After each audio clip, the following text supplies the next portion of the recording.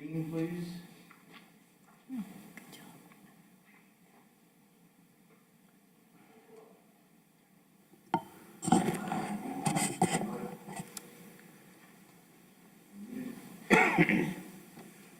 ahead, Mr. Mayor, you're live. Good morning, everyone, and welcome to the Village of Ruidoso Workshop Meeting. This is April 6th, 2021. The time is 8 o'clock. And so you'll join with me in a moment of silence, and then we'll do the Pledge of Allegiance, the salute to the flag, and then we will get started.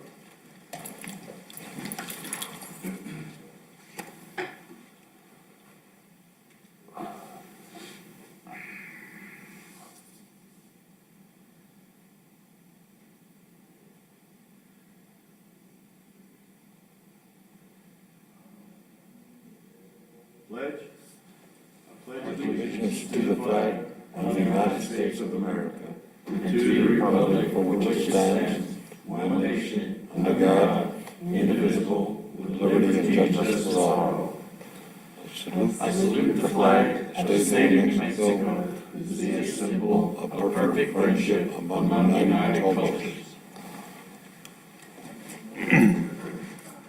That was only true. United culture. Then the rest is still fogging up. You think after a year of this nonsense that I'd have it figured out? All right, roll call, please. New development. Good morning. What? Mayor Crawford, Here. Councilor Coughlin, Here. Councilor Salas, Here. Councilor Letterman, Here. Councilor Eby, Here. Councilor Jackson. Here. Thank you, everybody. We have a quorum, Mayor.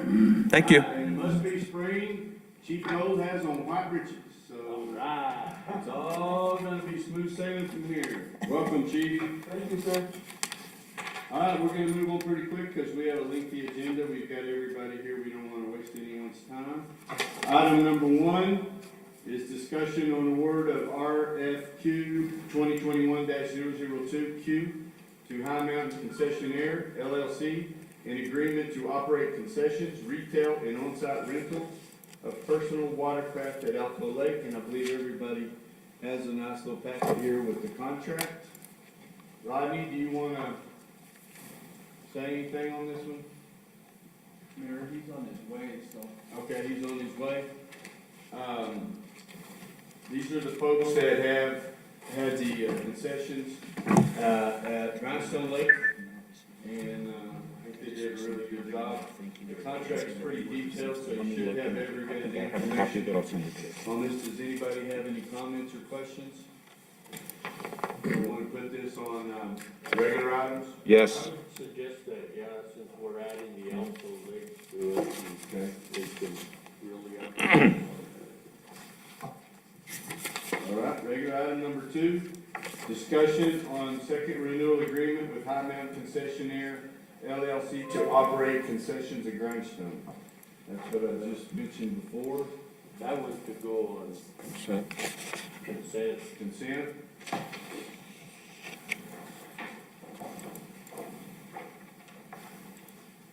Item number 3 is discussion on third renewal agreement with Eco Servants Inc. Or as the late great Tom had to say, Echo. Echo Servants for professional services for community partnership improvement projects. I would like to highlight these guys. No, I do too. So y'all are okay, regular? Yeah, as long as he doesn't bring his 37 people in. What do you think, Tim? We can have just Steve and a few. Mary, I'd like to invite them in, and then what we can do is we can set up that second meeting room where they could come in if they do, and then at the same time, I would recommend that we do a recognition letter to them, Mayor. I agree. Yep, I'm the recognition letter maker. And people seem to like it. Item number 4 is discussion on request for capital improvement funds for the Parks and Recreation Department. Is Rodney here? He's on his way, Mayor, so I think that one there needs to. We'll wait on this one because this one's a big one. He's getting very good at his speeches and stuff. Or if he's not here, he loses out. Well, but then if he loses out, the problem with Robbie is that we all lose out. Item number 5 is discussion on the annual operating plan for the North Fork Eagle Creek Wells special use permit with the Lincoln National Forest. Mr. Boyda? Mayor Crawford, councilors, this is our regular update to the annual operating plan for our special use permit with the Forest Service. There's no significant changes. The nice thing is that we've been doing a 5-year study, a gradient study. And so this year, there's no sampling, it's just a report writing. So that amount has been reduced by $10,000 for the contract with the USGS. Other than that, it's just the continued monitoring program that we've already established with the Forest Service. Okay.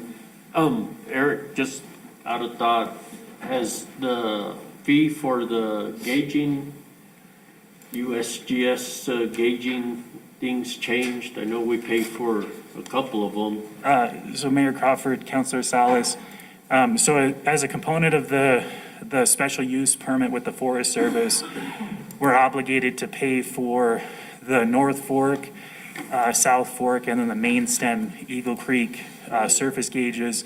And then we also pay for the Buck Mountain rain gauge as part of the special use permit. And then from our other obligations, we pay for the Ruidoso at Ruidoso gauge that is at Old Treatment Plant number 1 at the Mescalero boundary. And then the Hollywood gauge that is near the street department. But did those fees increase this year? They have increased last year, but I don't think that they're being adjusted upwards this year. Okay. I couldn't remember if they increased them last year or not, but, So okay. in our budget that we're going to be proposing, we're rounding it up a little bit, so there will be some buffer if there's a small Okay, change in it. thank you. Consent, Mayor, Okay. or my recommendation. Consent on the number 5. Everybody all right with that? Agreed. Okay. Counselor Jackson, can you hear us okay? He's pulling a Tim. Yeah. You know, if you're on your phone, it's just not the mute button on your phone. You got to go *6 or something like that. He was talking about this. Oh, I'm coming in, you're coming in loud and clear, guys. Okay, thank you. So are you. All right, and thank you, Ron, for lumping all these same topics together with your directors. I noticed that. Item number 6, discussion on shared use agreement with the Ruidoso Municipal Schools for women. That one's still in there, so, okay. This is him also, for parking facilities at the Horton Complex. Yes, Mayor Crawford. So this shared agreement, Zach and I worked to draft up an agreement. The one that's in your agenda packet is not the final version. We've got that finalized, so I will be getting that to Mr. Senna to add to the regular council meeting agenda packet. But this basically just has both the village and the school district agree that the Horton Complex parking is a shared asset and that we'll have unrestricted parking access for both parties in that area. And then it delineates who maintains what. So basically, the school district maintains their property, we maintain ours. It's kind of what it already is, but it formalizes what was just placed on the deed and didn't really give any specificity to that shared agreement. Eric, in the final version, is there also going to be an Exhibit A? Because I noticed it's not in there, although it's called for. Mayor Crawford, Councilor Coughlin, yes. So we've been working with our engineer, Chris Phillips, for the Horton Complex Stormwater Project, and he's drafted that exhibit. I have it. And I also have the exhibits for the other components for that project. Eric, did the school district, have you shown this to the school district or just us? So Mayor Crawford, Councilor Lutterman, we have shared the agreement with Dr. Baker, and they are getting it to their legal counsel.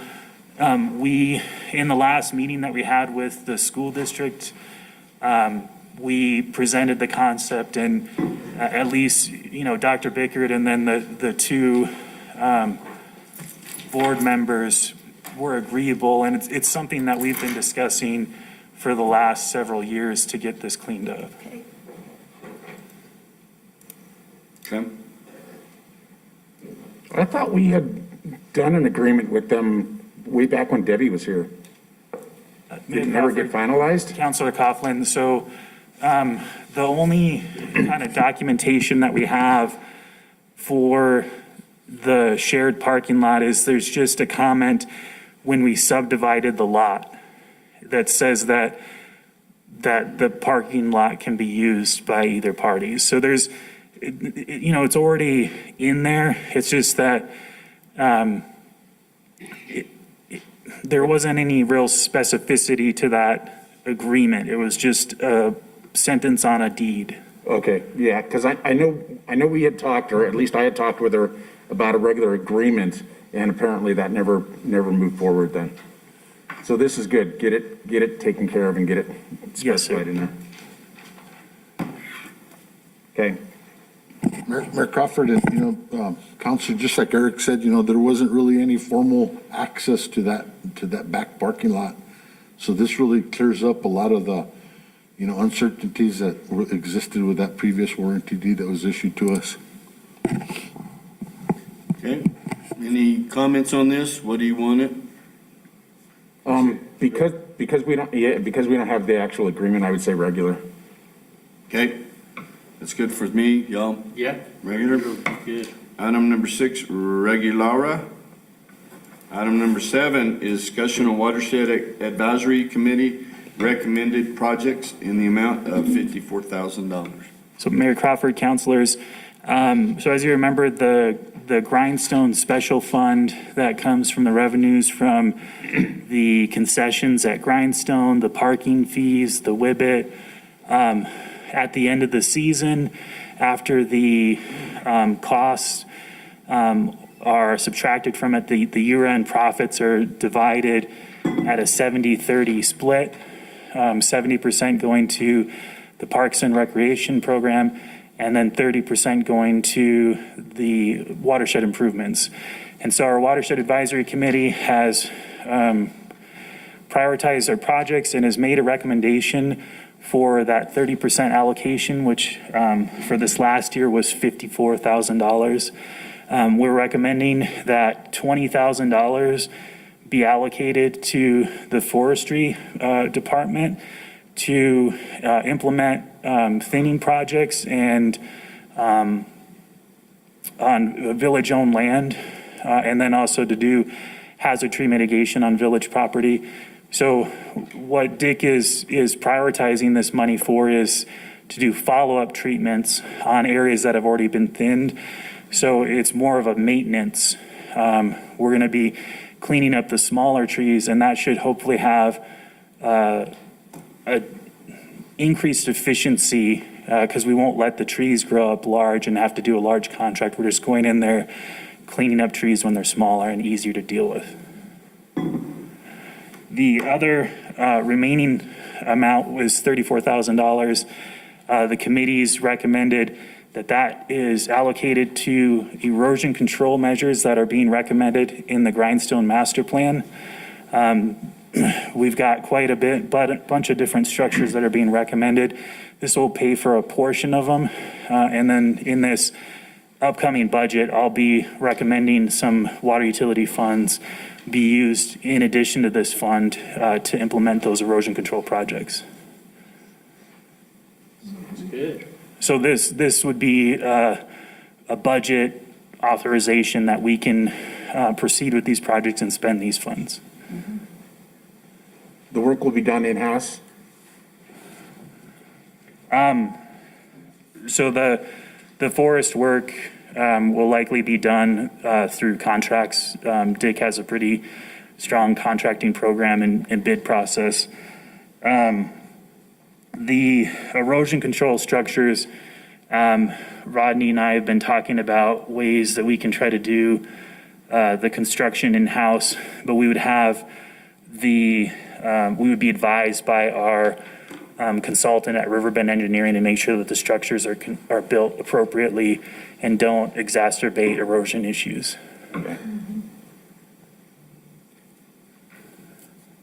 Clear as mud? Cleared mud. Okay, since this is money that's derived from fees, user fees, do you think we ought to talk about it? So we'll have it on regular? Yeah. Because I think it's really important for our citizens to know, that when we have fees, that it's coming back to our parks, whether it's Parks and Rec or the watershed. So I think it's really important that they know that we're putting back into the community. Okay. We shall do it. I think that's up for you right now, Mr. Boyd, isn't it? No, I still got two more things. Still got two more. Discussion on acceptance of quitclaim deed for Lot 7B, Block 16 for Forest Heights subdivision, Ruidoso, New Mexico. Ruidoso, Lincoln County, New Mexico. Mayor Crawford, councilors. So what happened is when we built the Klamath Pump House, for whatever reason, this little parcel of land was subdivided from the main residence there. But for whatever reason, the ownership wasn't transferred to the village of Ruidoso. The person who had given that piece of property to the village has re-engaged Manager Dodge to get that property in village hands. And so they're just donating it to us. This is just a quick claim deed. It's just you guys accepting that, we want to have this property. Eric, for the regular meeting next week, can we get a map of where this is? Because Lot 7B, Block 16 means nothing to me, and I don't know where the Klamath Pump Out is. That's the Sure. first I've heard that name. I'm shocked that you haven't memorized the layout of town and Yeah, no, that, I've got most of it, just the Forest Heights subdivision is the only one that's kind of a block. I know where Lot 6 and Lot 8 are, but that 7B is. yeah. Yes, sir. I will prepare a map and have Thanks, I that. appreciate it. Discussion, regular, consent, what? I think you should go regular. Regular? Regular.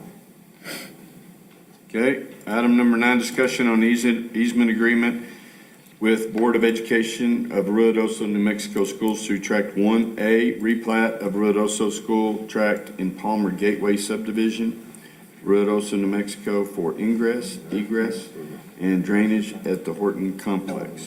No. Mayor Crawford, so this is to set up a permanent easement through the school district property at the Horton Complex. So this is what Tim was alluding to before. When we subdivided the property, it didn't have a easement, or there wasn't enough property that was given to the village of Ruidoso to maintain access to that north gated parking lot area. And so, if the school district happens to get rid of that property and it doesn't become owned by the village of Ruidoso, we could have to deal with trying to secure an easement so that we can maintain access to that back parking lot area. So the last meeting that we had with the school district, they were very amenable to formalizing this ingress egress easement, which would be I believe it was a 25-foot off the eastern boundary of our property, which would give us continued access to that area. And then it would formalize our a drainage easement across the front of that admin building, which that's the way that the water already goes. Would already be an implied easement there, but this just formalizes it and makes sure that we protect the village's interest. And then the school district knows exactly our needs through their property. And so similarly, I have the finalized agreement, I have the exhibits, and that will be attached in the regular council meeting agenda packet. Okay, yeah, I appreciate that, because I didn't know the Board of Education was the husband and wife as joint No, tenants. that's weird. So What? if you read this agreement, it's a placeholder. It just says Board of Education of Ruidoso Municipal Schools, husband and wife as joint tenants. So I was kind of confused there. Eric, is this behind the building? Or is this over by the admin? Mayor Crawford, Councilor Lutterman. So the easement, the ingress egress easement, so if you can imagine off of the east side of the newer in quotes portion of the Horton complex, that is where the easement's gonna be, just north-south, Okay, like where those stairs go down to the stadium. okay, yeah, So we'll be able to drive in from Service Road right. and could go all the way back to the gated area. And then the drainage easement is just right on the south side of the admin building where the water already goes. Doesn't it usually go right in front of the admin and then into the little ravine by the road? Yes, so that's gonna, with the new project, that's gonna be the same direction of flow. But we're gonna be installing a retention basin there with landscaping so that it's not just being carried on asphalt. It's actually going to go through a landscape structure, go by the building, and then tie into the bar ditch there. Okay, Is there gonna be a footbridge in front of the entrance to the admin building now? Or does it go that far where it restricts that? Mayor Crawford, Councilor Salas. So that little, the new structure will actually protrude out into the existing paved area going towards our property. And then that existing sidewalk, a little section will be torn up and there'll be a culvert that's gonna be under that sidewalk. Okay, but coming from the parking lot on the south side, right? Because normally we all park right in front of the building and we just walk straight into the building. But Right. now, if I'm picturing it right, we'll have to walk either way around the whole retaining No, sir. portion, okay? No, the retaining structure is basically gonna run up to where that existing sidewalk is. Okay, But the sidewalk, we'll have to cut out a portion of that sidewalk and then put in a culvert so the water can flow under there and then continue on to that bar ditch. okay. because right now, it's kind of a dip. when Yeah. You get, yeah, okay. Yes. That's what I was thinking. Okay. Dave, I know it's very interesting stuff. Easement, I mean, did you want to just do this consent? No, because we don't have the agreement. Sorry. Looks like we're gonna have a whole bunch of stuff. We should be able to get through them pretty quick. Only if Eric tightens up his presentation. That's right. Gets a little more flair in there. And I'll promise to keep my questions. Yeah, we promise. Mayor, before we move on from Eric, we had a utilities committee meeting yesterday, Okay? and there was a discussion that came up that we feel is a policy decision and we need some direction from council. So our intent is to request to add a couple of agenda items so that we can get some direction. So Eric, do you want to cover that conversation on the Sure. rate study and the master plan? Yes, sir. So Mayor Crawford, councilors, so in last year's budget, you guys approved funding for a rate analysis for the water utility, our sewer fees, and then wastewater fees. And so in preparation for that, we were meeting with the various utility departments and realized that, we don't have a master plan in place for the water utility that's updated, and we don't have one for the wastewater treatment facility. And so because of that, we don't have a good comprehensive capital improvement plan, which could be a component in a rate study analysis. And so we are going to be presenting on kind of the pros and cons of either, us continuing with the rate study without the master plan process completed, or discussing with you and requesting that we proceed with a master plan and then delay the rate analysis by probably about a year to have that CIP in hand to have an informed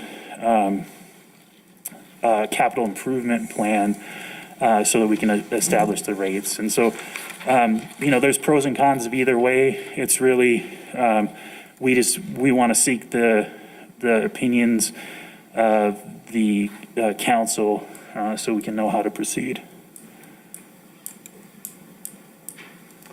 Now that you're bringing all that up there, I remember that in the settlement agreement with that gentleman who owns those, I don't know if they're living or fixed or assisted living there on Jack Little, that in that agreement that it was stipulated that we have a rate study, a rate analysis every 5 years. And I'm thinking that 5 years is up. That, I don't know how that plays in with this. Mayor Crawford, Councilor Eby, I don't believe that agreement actually had an obligation to perform a rate study every X amount of years. It's good standard practice to do a rate study every 5 years, but that agreement, and Zach, correct me if I'm wrong, basically stipulates that if we're doing a rate analysis, it has to be by like a qualified third party, and we're not supposed to do a rate study in-house. If you remember that. Because there was lawsuits over that deal over there. What's that? There were lawsuits on that over there, so I think we need to review that to find out if we're obligated or if it's just good standard practice. That would have a little weight in our decision, I would think. But I don't see any reason why we can't have it on the agenda. Yeah. Except for, is there enough time to put it on the agenda? Eric, do you want to give an agenda item on it? Yes, sir. I can get together the kind of just a short presentation. I don't want it to be overly detailed, but we'll give you all of the pros and cons of everything. And then Zach and I can review that court case again, just to confirm the specifics of how we are supposed to do a rate study. And then if we can get it to the council members as soon as possible so that we can review it, or they can review it. Yes, sir.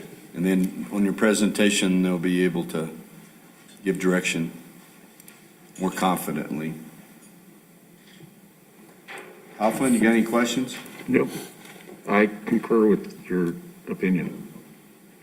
Okay, so we'll have her on there. Thank you very much. I saw Sam jumping up and coming over, so we'll go hit her, and then since our Parks and Rec director was a little late today, we'll make him wait just a little bit longer. Mayor, I just wanted to let you know that he was taking care of your sidewalks down there, so. Oh, was he? Is that what he was late for? Sure. Okay, well, I will take back my smart aleck remark. Yeah, they were down there earlier. I saw them putting the little ring, over the top of the tree, trying to wiggle it. You know, they busted it, I guess, when they tore the concrete out or something. Mayor Ron told me that Rodney actually had a sledgehammer up there. Well, he does give his all. Okay, Samantha, we got number 10 is item number 10, discussion on adoption of resolution 2021-17, a resolution authorizing the execution and delivery of a local government planning grant agreement by and between the New Mexico Finance Authority and the Village of Ruidoso, Lincoln County, New Mexico. So it's just that, Mayor, the New Mexico Finance Authority does their grant agreement after the work's been completed. So once the grant agreement's executed, we'll be able to be reimbursed for the $50,000 planning grant for the Metropolitan Redevelopment Area Plan. Okay. Consent. Get the money. Okay. Okay, consent. You've done the work. You need the money. Now we need our money. You really did the work on that. Okay, item number 11 is discussion on adoption of resolution 2021-19, establishing fees for building evaluation charts. Mayor Crawford, council members, this is the annual increase of fees for the evaluations of the work that's being done. This is in accordance with the state, and it's still set at 95% of the International Code Council building codes. So it's going to be the same? No, it's a 6% increase from Well, I what we didn't have hear about that adopted. When you just said all that, I didn't see it. And it's a 6% and the value, and why was that? That's what the state has adopted, and so our code says every April we'll follow suit.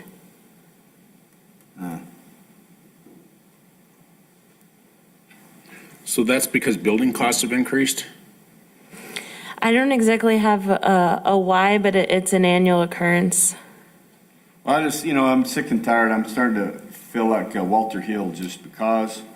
I mean, why are we, just because the state's doing it, what's the reasoning behind what we're doing? Why are we increasing ours? Just because Joe says go 6? I mean, we're going up too. I mean, I just want to know, because who pays the bill on this one? Well, the homeowner and the contractor on the valuation. If you'd like, at the council meeting, I can have on our building official, Bill, to answer these technical questions. Well, is it technical? I'm just asking why we're going up. I don't Is that have a the technical answer. question? Well, it's going to be in his realm of the building. Who are we and paying? Who are we paying? Yeah. The money that we collect, who do we pay? It goes back to the general fund. The building department. So it's for salaries, it's for whatever. I'm just wondering why we're just raising it. That's just my question. So If anybody else? my understanding of permit fees is it's based on the valuation of the building. And so is that a predetermined cost, or is that a cost by when the contractor comes in to pull the permit, they say it's going to cost $20,000 to build this deck? Or do we have a formula that says if you're building a deck this size, it's going to cost that much? Correct. That's how the code is. Because there's different levels and qualities of building decks.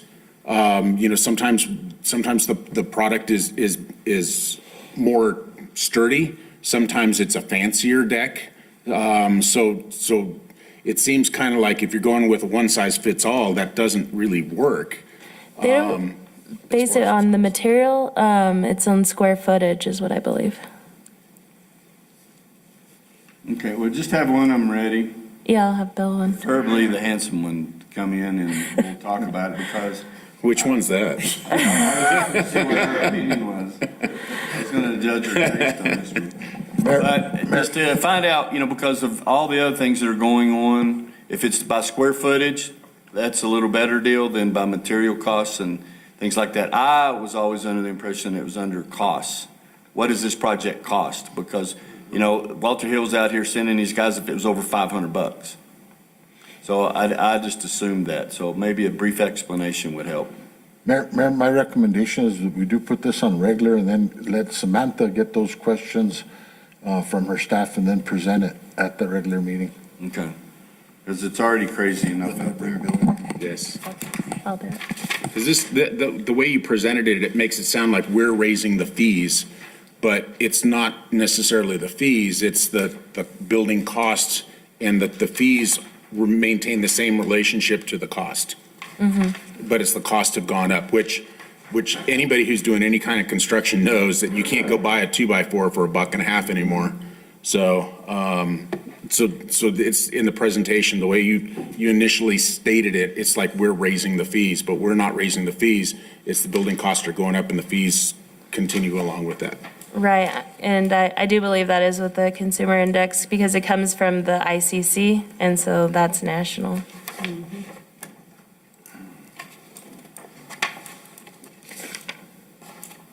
Okay, item number 12.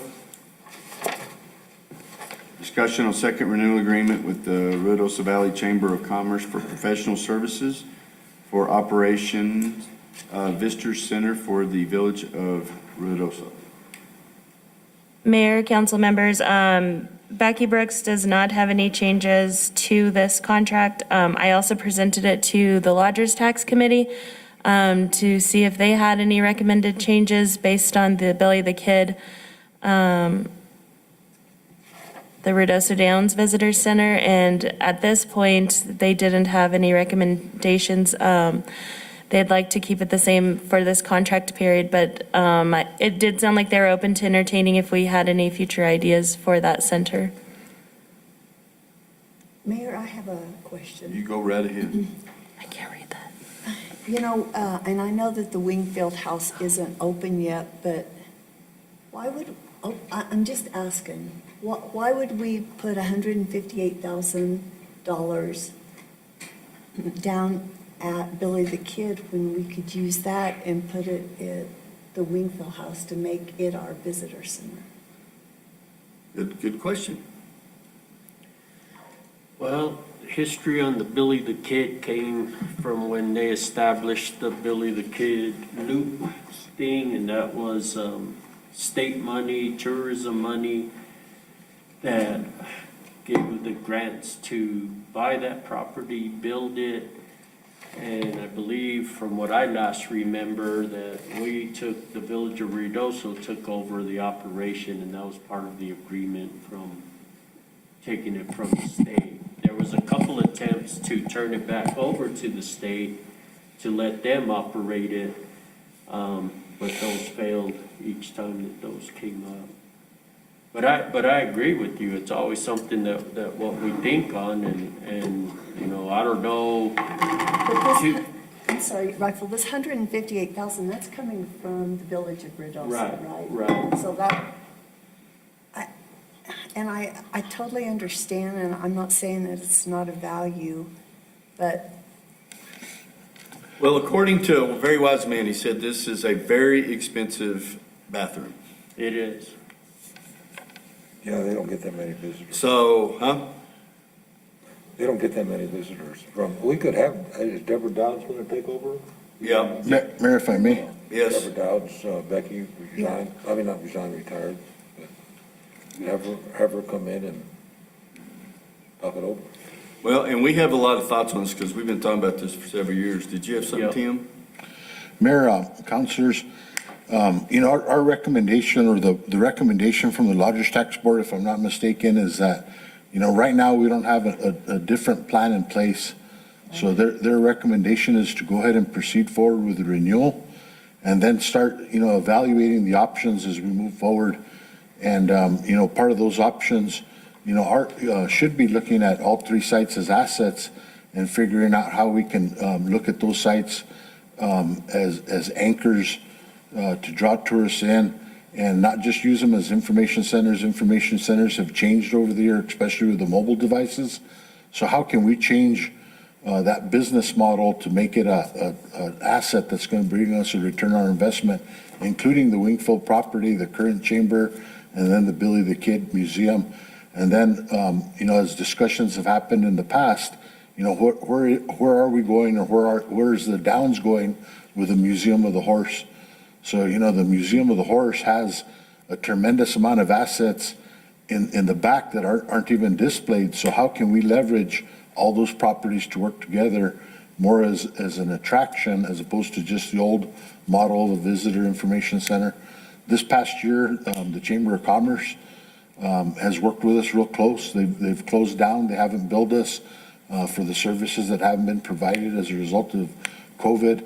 I think our relationship with the chamber, even with Becky leaving, has been strong this year and very cooperative. So, you know, I concur with the recommendation of the Lodgers Tax Board to approve this, and then to continue evaluate and then develop those assets as we move forward.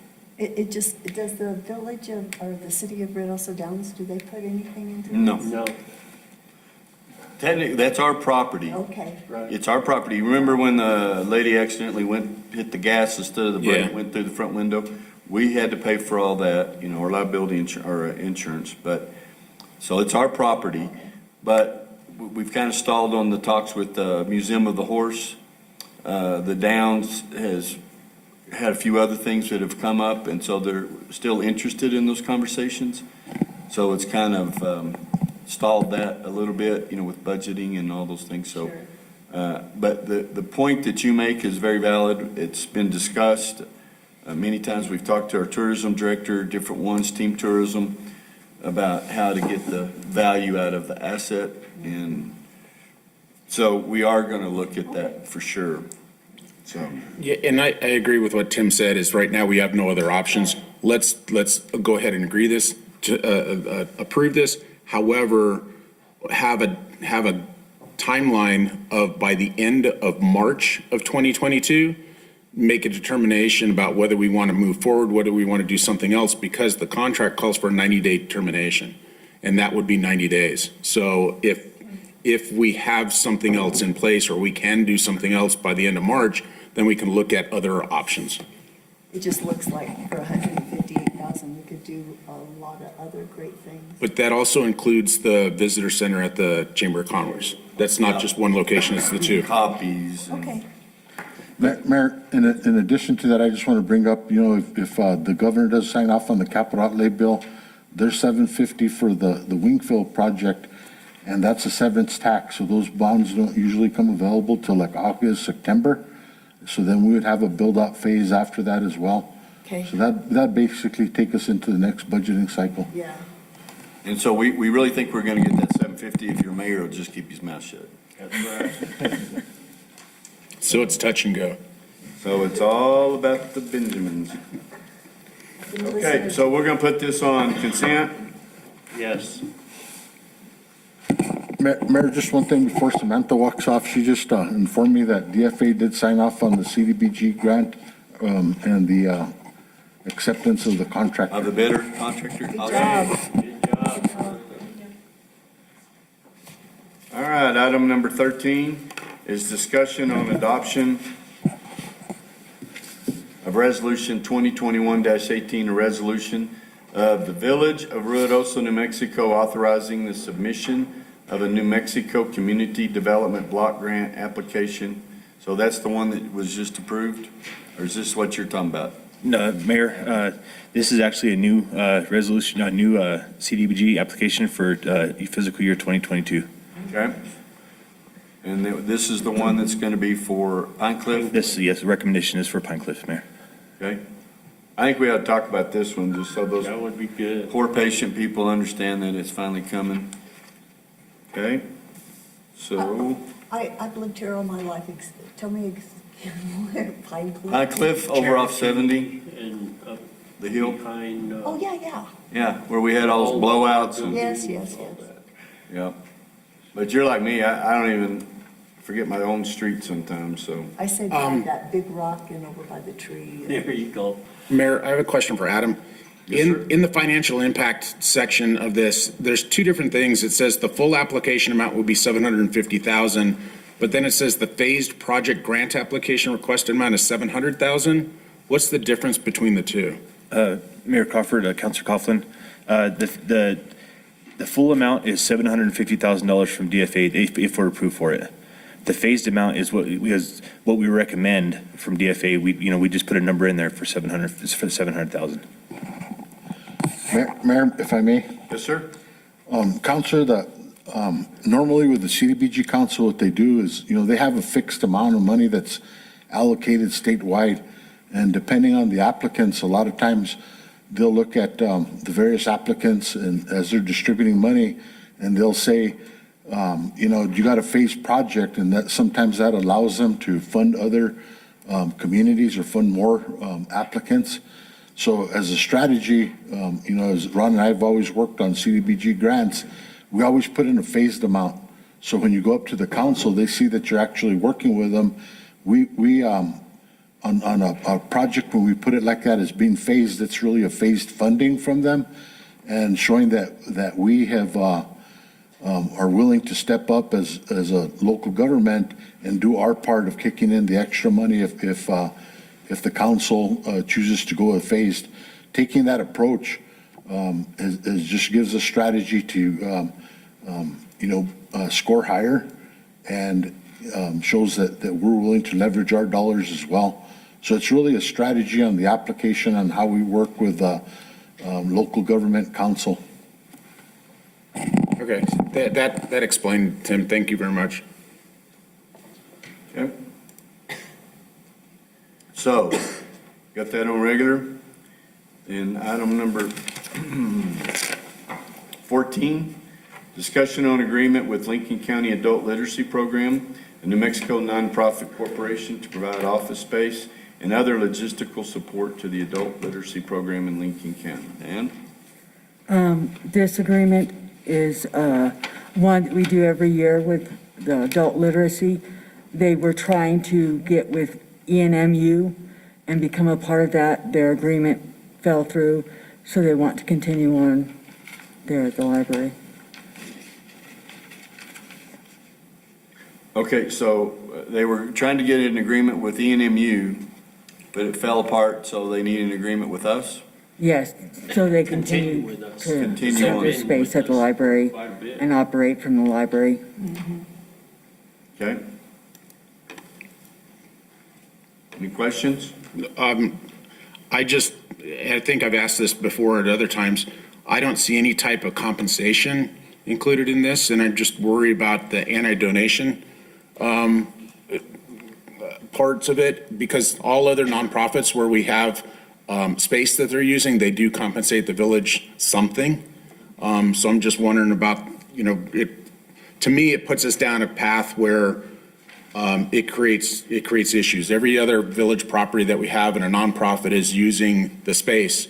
And I, for one, know the value that the nonprofits offer to the community. However, to be fair across the board for everybody, I think there should be some type of compensation. There's ways to handle that I'd be willing to talk with somebody about. For instance, well, I won't go there, but I wonder with the anti-donation laws, are we having an issue here providing free space, access to the computers, copiers and things like that with no compensation at all? That'd be a question for Zach. Yep.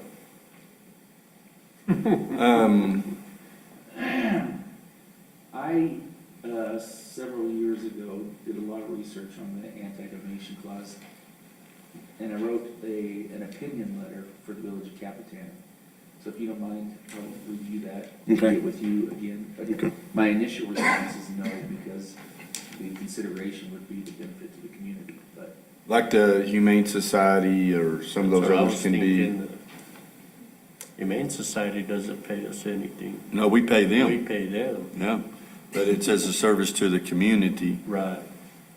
And then different organizations that use spots at, like Anthony's place, at the community center. They go in and use those spots. Well, we're charging rent to the Z-Trans. The Women's Club is on village-owned property. They do pay something. And there's other organizations as well. Mayor, Yes. my recommendation is this item be placed on regular, and that'll give Zach time to take a look at it. And I think we may need to adjust the item to show the consideration being received by the organization, and we can overcome the anti-donation. So just as long as there's fair consideration being provided back, I think we can resolve that issue.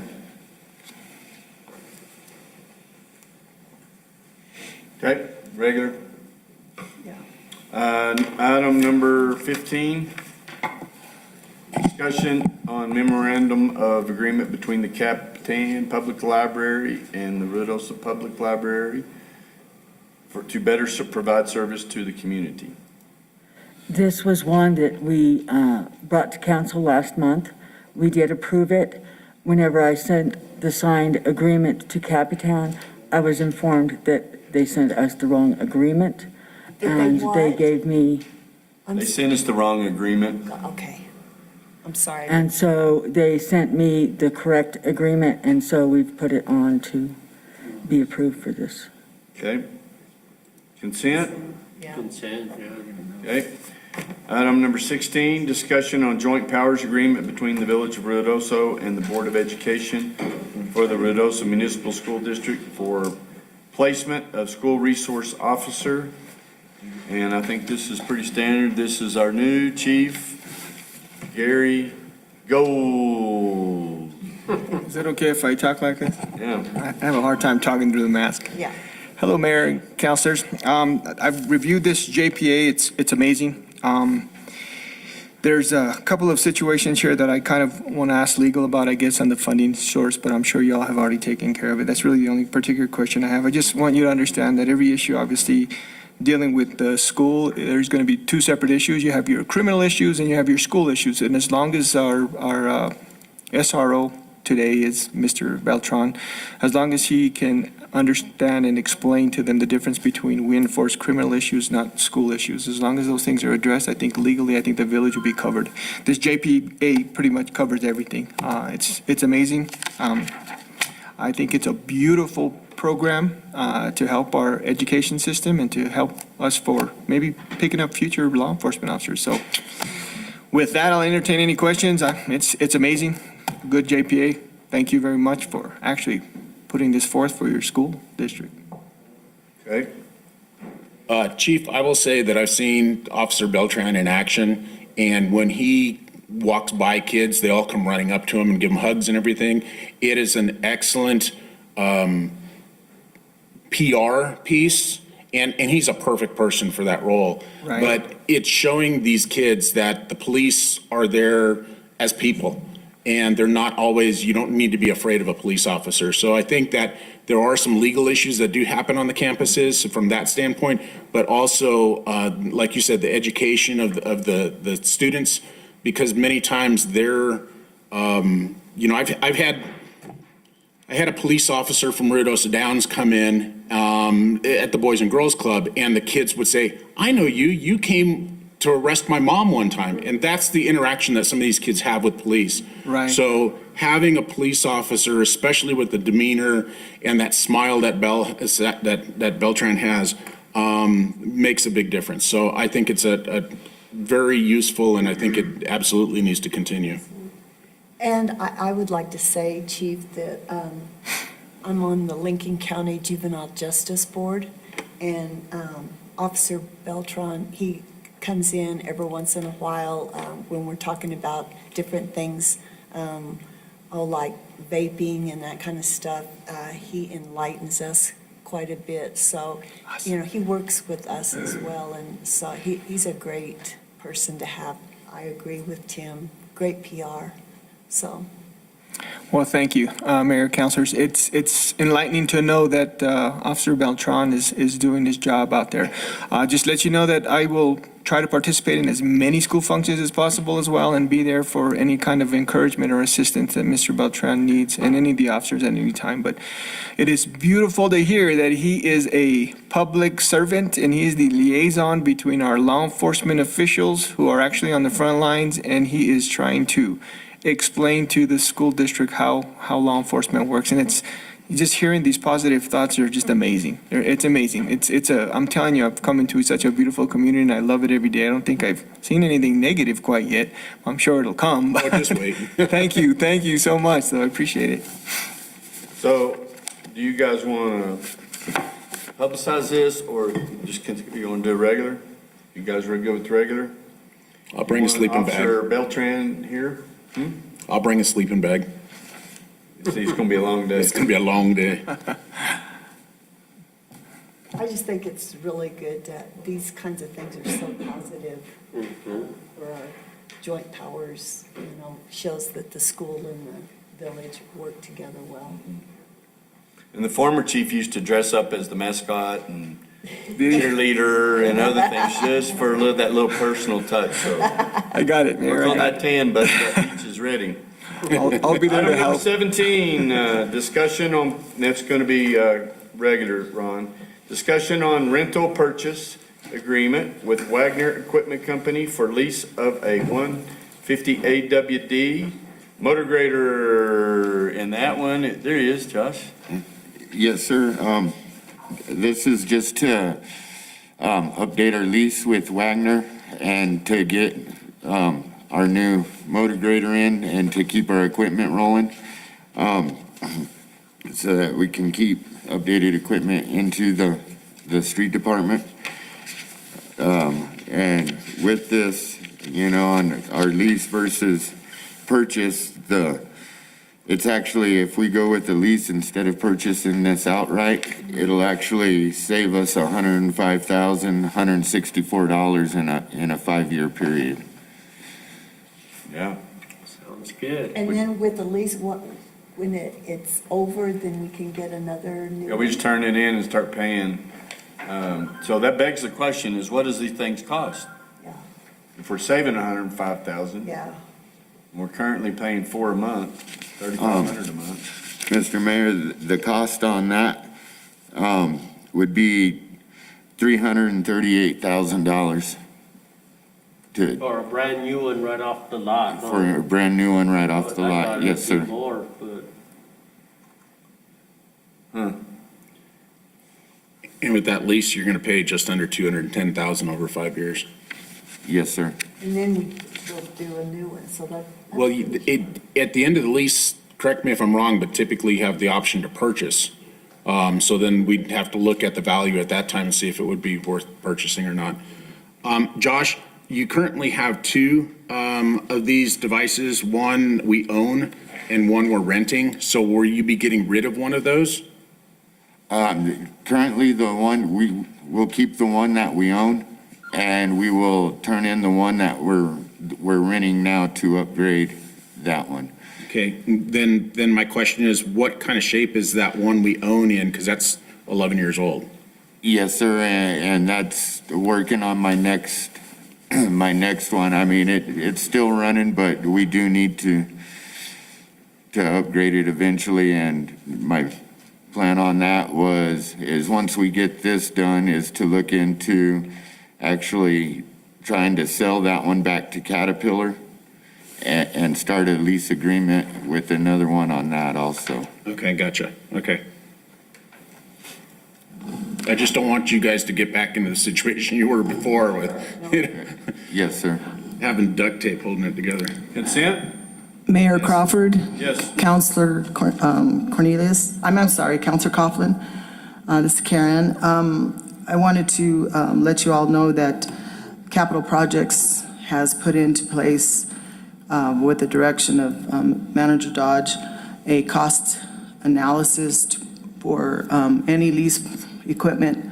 The analysis is to decipher whether a purchase would be a good idea or not. So when these leases come up, Judy and purchasing, we get together and we do an analysis, a lease analysis, to see if it would be beneficial for the village to actually take on the purchase or continue leasing. Okay. All right, so consent? Yep. Okay. Thank you very much, Josh. Good job. Those potholes are disappearing. The pothole hotline's working real well. Item number 18. Mayor, and just one thing that I want to add is, and, I appreciate you all moving this to consent, but it does give the employees an opportunity to work with equipment that's not breaking down and having to focus so much on maintenance, and they can focus more on their task of repairing the streets and working on those other type of things. So thank you, Mayor and Council. You're welcome. We appreciate them. And so, Joe, before we get started, so your prediction If for I the have, COVID green. we were yellow, we went to green, but during that yellow period, we qualified for green.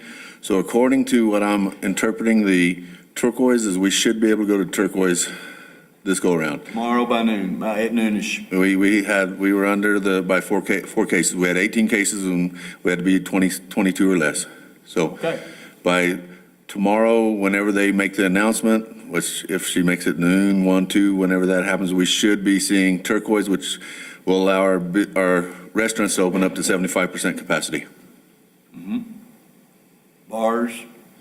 Bars will open up to a certain percentage of indoor as well, yes. I don't have the whole specifications with me. And we understand this is all interpretation like hieroglyphics or whatever. So, but we are very we're very happy that we're going to turquoise. Yes, sir. But thank you for that. 18 out of 22. Yes, sir. We'll be talking to the Rotary later I'll be passing your words along. Okay, item number 18. Discussion on T-Hanger lease agreement between the Village of Ruidoso, Sierra Blanca Regional Airport, and Richard Michaels for Alpha 1 T-Hanger from March 4, 2021 to March 3, 2022. Consent. Just standard. Yes, sir, just standard. There's one thing that, there's just one thing on here.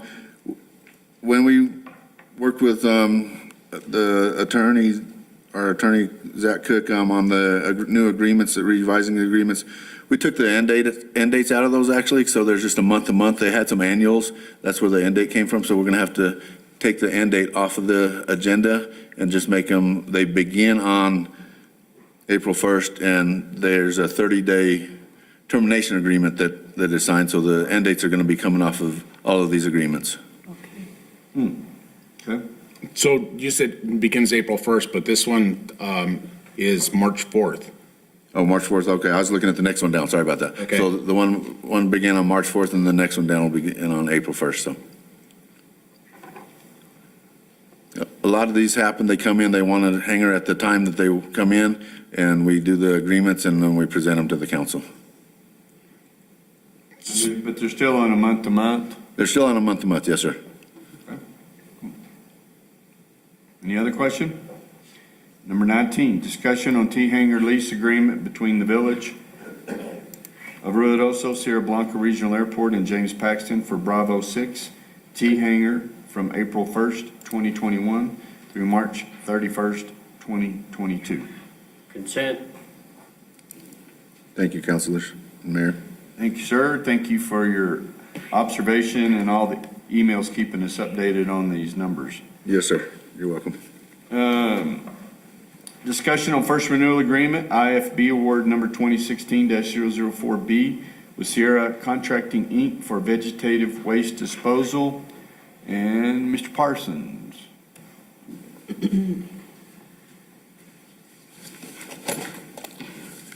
Mayor, councilors, this is just the first of 3 one-year agreements, just a renewal. Okay.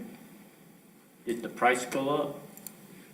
Well, with the CPI, it did, Okay. $7.59. Okay. Any other questions? Consent. Consent? What's a CPI? Consumer Price Index. Have we, I know this is not in line with this, but it kind of is. Have we got with looking at putting in a station for people to drop off, couches and? You I guys. see a lot of our guys out still picking up furniture, like up, what's that road, Camelot, you go through there and people are still dumping stuff there all the time. We were looking into the roll-offs, but you guys have said to kind of wait on that for now. Whenever I had presented it on my Where were we gonna put it? strategic, we haven't looked into that. Can we look into it now, or? I don't remember us, I don't remember us stopping It it. was on my strategic planning. Mayor Crawford, members of the council, that is one of his tactical plans, is to look into that, so I feel we need to move forward with that and see what we can do, and maybe, There you go. Sorry about that. Mayor Crawford, members of the council, that was one of Jerry's, on his tactical plan. One of his goals is to look into that, and he has in the past, when he worked for Waste Management, did that type of, those type of services, and see if there might be a location, we might be able to put a roll-off or whatever, just to help with some of the, the people that they leave, couches, mattresses, et cetera, that are all over by the dumpsters, and try to get a location that we can have that, place. So we'll work on that, Jerry, and that's move forward with that, at least get a plan in place. I saw a big roll-off at Albertsons yesterday or day before that some truck came out and picked it up and it was full of all kinds of stuff. I don't know where that came from. Do you? Either Choice Waste or Green Tree. But I don't, it had all, furniture, limbs. It had all kinds of things in there. I didn't know if it was one from a construction site that they temporarily just parked there. But those are things that if we could look at, because you still see our guys out all the time. People, and it seems like at the end of the month, especially up there, when people get booted out of their storage buildings or whatever, they just throw stuff out right there. Thank goodness. Mayor, if they're going to tear down that Humane Society, that might be a spot worth looking at. To do it right, it needs to be, the roll-off needs to be set down where you go up to the top of it. And then you have to still have enough room for the truck to back in. Of course, you'll have to have 2 trucks. I just worry that, because they have done such a great job about going and picking things up, which is wonderful. They've done such a good job that people, they're not going to take the time. They just throw it out. Keep throwing it. It just bugs me so bad that, people just throw their stuff out and expect somebody else to pick it up. Cameras. Yeah, and then if we have a roll-off somewhere, if you set it down in the ground, you got a safety issue. People falling into the dumpster. And then you've also got, I don't know how much stuff that's put out by the dumpsters is actually from within the village of Ruidoso and how much is from without because I find stuff in the dumpster all the time with addresses that are in Alto and places like that. So if we set a dumpster in place, my concern is then all of a sudden you've got a construction dump site set up for all these unscrupulous contractors that are just dumping stuff. It's not bad, yes, sir. Yeah, so, and then like you said, Susan, people are still gonna dump it wherever they want. I even said something to somebody one time, several years ago. I said, that's not how we do things here. And they said, well, that's how we do things where I'm from. So I was like, oh, boy. Jerry, do we have what the CPI percentage is? Because I'm looking at going from $6.97 a cubic yard to $7.59. That's a 9% increase. And that seems ridiculous. That was taken right off the computer. For a 9% CPI increase in 1 year? That's what the computer said it was. Okay. Because 9% is just like ridiculous. That was like the 80s when we had those types of increases. Y'all still want to check in on that? Or? On the CPI? No, on the roll-off situation. Yeah, Judy, just double check that CPI for us, but on the roll-off now that Coughlin's over here talking about everybody in the county dumping in it. Mayor, there's a process for creating a convenience station, and I think it's something that we should evaluate and come back with a recommendation on. Okay. And, all the points that you're bringing up are valid, but there's ways of addressing that, and, Ron and I have been observing some of that, the way that they're picking up that debris, and we feel that there is some opportunity for us to tighten things up and make it more feasible and effective.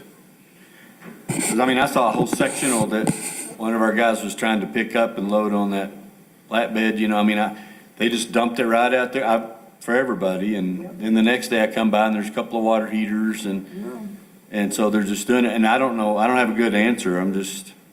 Well, the grapple trucks they have to go help them a lot because the stuff is just so bulky. We always sending out grapple trucks to go help them.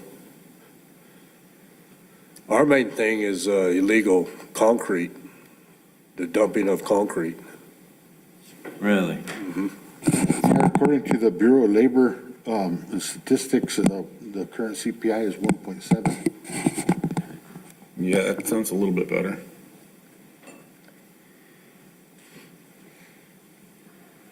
Can I interject? Yes. Add something to that? Any of the illegal issues that you're dealing with, we can get some of our staff to kind of look into that. I know that there's ordinances obviously for illegal dumping or municipal ordinance. I'm not too sure what our village currently has, but I know in the past I have had my staff conduct investigations and we have charged people criminally for dumping illegal trash and anything else but that'd be all separate issues and they have to be addressed appropriately. But just let you know, law enforcement is here to help if we can. Bobby is real good to help us out. Okay. Bobby is. But I bet we have never written a ticket. I don't know if he can even write tickets. Yeah, we could Yeah, write a we can. ticket for dumping, because I've called several times with people that if the dumpster's full, I've seen them just throw their trash by the dumpster over on Gavilan, make a big old mess of it. We've seen that a long time ago. I can tell you the county, I don't know if it's Green Tree or the county that put the camera up out here, like on your way, 48, that a contractor was doing work for a property there, and the property owner told him, no, you're allowed to dump my stuff there. And he went out there and they got his picture and fined him $220. And so, I mean, it was a good picture too. But, you know, I think that would be one thing to do, and then still come up with a study on where we could put a site, and then through pressure ordinances that we already have. And I'm one of these that if we're not going to enforce the ordinance, just get rid of all that stuff, because we're confusing our police, we're confusing Bobby and those guys out enforcing it, you know, I mean, and it just becomes standard practice. But I just think that all the manpower that your guys have to put out, time and different things, and then with all the increased costs we're going to have on insurance with this qualified immunity going away and the possibility of torts, all that stuff, I just think we need to look at what we can do to stop some of those things. I mean, we may be more on an investment to start, but anyway, I just would like to see the numbers, and maybe we could somehow curtail it, but we're going to have to get some tickets. It's like this feeding the animals thing. Yeah. You know?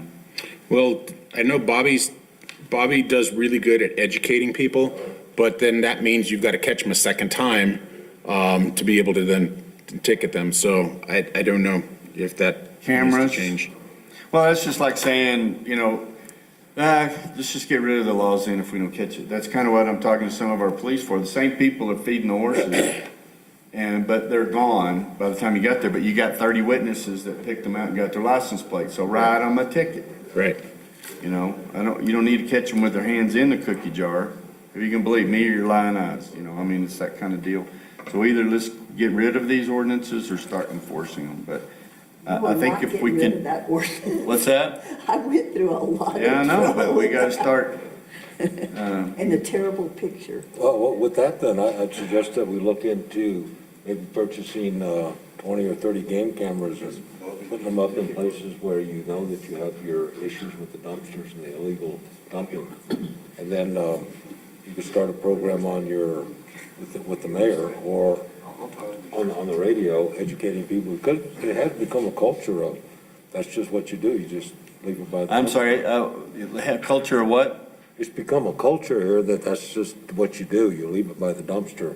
And years ago, I remember my wife calling, I have this and that to get rid of, what do I do? Do I haul it, do I, whatever? And they said, no, just leave it by the dumpster, they'll pick it up. Yep. So that's what people were told years ago, and it's become a habit. It's just a process of slowly changing that. Well, I mean, I've saved stuff like water heaters, different things, until I get a load and I go down there, and then instead of paying $20 to dump a water heater, you know, I'm paying $20 to dump several things. They just kind of, you know, go ahead and throw it in there. But if we are taking photos and getting some of these people to understand that this is not the culture, but then giving them an alternative where they could take it and dump it in one of our places, it's easily accessible by a truck. And instead of these guys going out every day and doing this stuff, I mean, I've just noticed them. I mean, they're always picking stuff up. Every day. Every day. Especially twice on Mondays, you know, when people dump You it. go to bed and it's clean and you wake up and there's Well, I mean, two water heaters. this in morning the I was coming down Gavilan Canyon, down Camelot at 70, getting ready to turn left, and as I looked to the left, there's a guy out there with a trailer scooping this stuff off. And, you know, I went over there and said, you're not to dump here, you know, and, but, you know, so we're going to have to do something, but it's constant. Well, we have problems not only with trash, but with the greenways too. There are people who collect it from outside the village and come in because they know you can just dump it by the side of the road. And we even have that problem over here near Village Hall on that corner. It's private property. And people are always pulling onto that rutted little road that's been created and dumping like crazy. And, you know, we need to stop that kind of stuff. Okay, well, so we'll do the study, give us an alternative to where we could put it. Then we need to look at, is this an IT deal, Jeff? It's getting us some cameras, even though they, you know, be like a game camera type, if we could find out what they've got. I think Rodney has some. Rodney has some? Well, and the police department has some, because I know Bobby said that they've got a couple of cameras, but maybe they just need to add some more inventory. I think Chief Gold's already going through the inventory, to find out what he has. Okay. I didn't know I had something. Yes, I do, but yes, I do. I know that dumpster over there by Susan has always got trashed by it. Hey, You might catch it. and we appreciate you. But back to the Sierra contracting, thank you, Tim, for looking up the CPI, because, yeah, the 9% was way too high.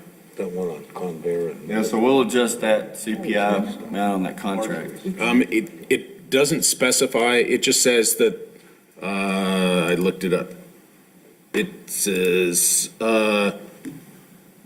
increase or decrease in CPI only if there was the same for the west region of the United States. This region is comprised of blah, blah, blah, blah, blah. So that it doesn't specify exactly what it is, and the contract doesn't specify the pricing, other than the initial $6.97, and that there's an increase. So there's no change in the contract itself. It's just when we get the bills, we need to make sure that we're being billed the correct amount. Okay. So does that bill come across your desk, Jerry? Sir? Does that bill come across your desk, or does it go straight to Judy? No, it goes to Robin. To Robin? Okay, we It's just need emailed to Robin. let Robin make sure that she checks that price when it comes in, that the CPI on the $6.97 is correct. Well, on the original agreement, which was 2016, that's when the 697 was agreed to. There was a CPI in there for each year, I believe. Okay, would you just make sure that it's correct? Okay. Okay. So we're gonna put that on consent? Yes. Yes. Okay. Item number 20, Ron, consent. 21, discussion on change order number 2, request number 7 through 10 with Smith Co. Construction for the Alto Crest Water Treatment Plant, Plant 3, Rehab Project GO 1709, requesting an extension of 15 days to January 19, 2022, and increasing the contract amount by $1,755.03, including gross receipts tax. Yes, sir, Mr. Kane. Good morning, Mayor, council members. Randy Kane, Water Production Manager. This is for change order 7 through 10. The first one is lowering existing utility lines that were in the grading area. Was like a conduit and a force main.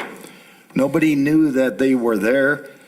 They were didn't show up on the drawings, so when they were out doing the work, all of a sudden the lines appeared, so nobody really knew. Change order number 8 is provide additional power to the blower enclosures, which is no longer applicable, but they want to keep it on for recorded information purposes and record for the project. Number 9 is electrical changes, and it's a no-cost change order.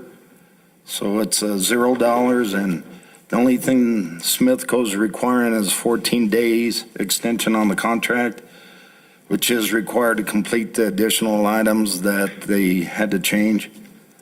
Number 10 is for the testing allowance overage, and that's for $1,227.88 plus gross receipt tax, 0 time on the days. So with all 4 change orders, it comes out to $1,755.03 and 15 calendar days. Okay, just would you, on the testing allowance coverage, would you explain that a little better to me on what was the additional testing for? Well, it's the overage that came for all the like testing the concrete and density test they had to do a bunch of different tests, and the issue is a lot of the labs, they had to come from cruises. So, and the timing was off, and so they had to, coming in from cruises, it kind of gave a little more cost involved, and plus they had to come out quite a few times. And it's kind of hard for them to figure out exactly what the cost is going to be for the testing.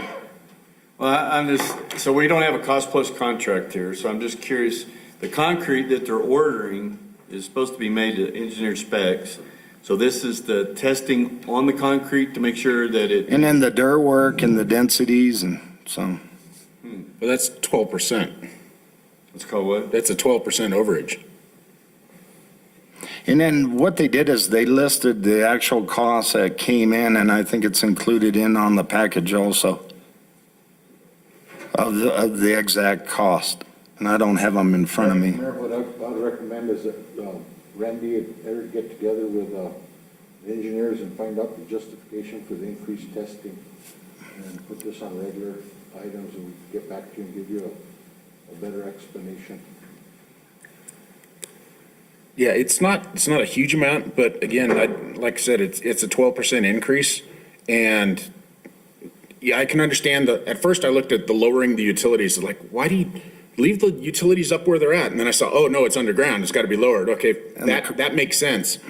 This is something that it seems like these companies do all the time, and how can they be off by that amount, that percentage wise is.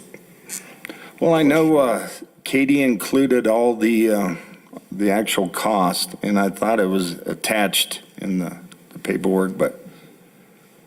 Well, the costs are in there, but it's, again, I think like Manager Dodge said, is the justification for it. Why did it, I mean, if you're doing a project, you know about how much testing you need to do based on experience, and then we need an additional. Sure enough. I get frustrated when I see all these cost overruns from people that this is their profession. Well, and I guess we're gonna learn a lesson, because in the contract originally, I don't know, I have to go back and look, but on here, on the invoice, it says testing allowance was 10,000. So this was a guesstimate. Right. And so they increased it by 12% to cover the, I don't care if it comes from Crucis or where it comes from. I mean, that's their end of the deal, in my opinion. And, Yeah, she was basically saying it's kind of hard to figure out exactly, because sometimes the field conditions change, and so unexpected conditions may come up. But I agree. I mean, I don't like change orders either. Mayor, we'll get back to you all with a reasonable some detail on that. Yes, Because that's what we pay them for, is the hard part. It's easy, I'd be doing it. So. Yes, when they have an allowance, they shouldn't do an overrun unless it's authorized, so. Well, and again, we came to that point we passed a month or two ago that things are done without going through the channels for authorization. I know it's a small amount per se, but it's, again, we just would like to know the answer. Okay. Okay, so we'll have that one on regular.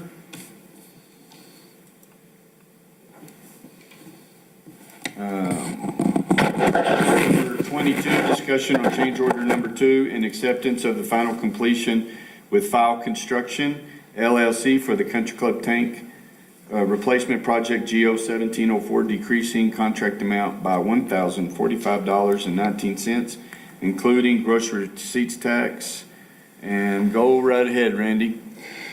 Okay, Mayor, council members, this is for the finalization of the Country Club tank and the acceptance of the final change order, which resulted in $1,045.19 credit. The reason we did this is we didn't want them to cut and cap the old tank because we wanted to keep it online. during the probationary period, which is 1 year. And we thought it'd be a smart thing to do because that way we had a backup. If something did happen with the new tank, we could switch over to the old tank and we could keep it online and it's just a contingency. So I think it was a great idea. I brought it up to Jerry, the engineer, and he agreed. And, since we had some of the leakage issues with the tank towards the end of the project, but I think it's worth it. And once we finalize or go through the warranty period, we're going to do a real good evaluation and inspection on it to make sure everything's still proper and working fine, before the warranty period expires. When is that? It's probably another 8 months, 9 months. I don't have the exact date in front of me. And so we're checking it to make sure it's not leaking. Yeah, we're checking it on the operators actually go up there every day, but I try to get up there at least once a week, And you still also are having the idea that we may be able to use it for fire?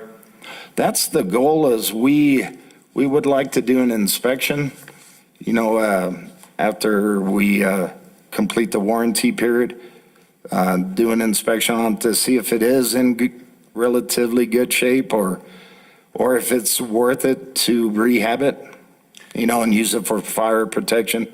We'd have to set up a separate water line and maybe a fire hydrant, and dedicate it for fire protection. But we'd have to look at the cost to see if it's economically feasible to do that. Fire suppression for the houses there was like 250,000 gallons, and that's $500,000. But remember, we've had plenty of presentations over this, and that tank was not fit for use, and it was not going to be able to be repaired, and so it's a little. It's a long shot. I mean, we would still like to look at it, when the tank is offline. It might not even be worth it, but. And we do remember that even though this is a decrease on that contract, we had an increase. Yeah. In the beginning. $78,842.72, which our original budget was $1,156,038.42. And the current budget, with the change order one, moved it up to $1,234,881. And then with the decrease of $1,045.19, came out to $1,233.80, $835,095. Well, but the decrease is actually a deferral. Because, correct. What are we going to do at the end of the warranty period? And I'm glad you brought up the old tank, because that was one of my questions is, so are we going to have two tanks up there? And we said, no, it's in such bad shape, it's coming down. So then what are we going to do at the end of the warranty about this pipe that hasn't been cut and capped now? We're going to do it in-house. In-house, okay. Yeah, we'll do it in water productions department. So we discussed all of the scenarios, and it's a pretty easy fix, and the pipe's not real deep. So we have it marked. We know exactly where it's at. So what's your pleasure, regular or consent? Consent. I always like water stuff in regular. Regular. Just so that. Okay, we got a couple of regulars and one consent. Susan? Regular's fine. Okay, regular. You're gonna be here all night. I was just trying to speed it up. Okay, item number 23, discussion on another pie in the sky from our. Justin? From Justin. Discussion on Lodgers Tax Committee recommendation to purchase a speaker system for the Redoso Midtown Speaker Project in the amount of $65,000. So, Mayor, I did like that you said on the radio that we'll be playing AC/DC over there. yeah. That's a good idea. And then I guess there's people listening because I had other people call and said, If we could hear some country and western once in a while, that would be nice too. So it's like, well, okay, we're gonna look at all. So everybody's putting in their requests already. All right, let me write them down. When we're ready, when the stores open, play Hell's Bells. Hell's bells. You guys could have a request hour.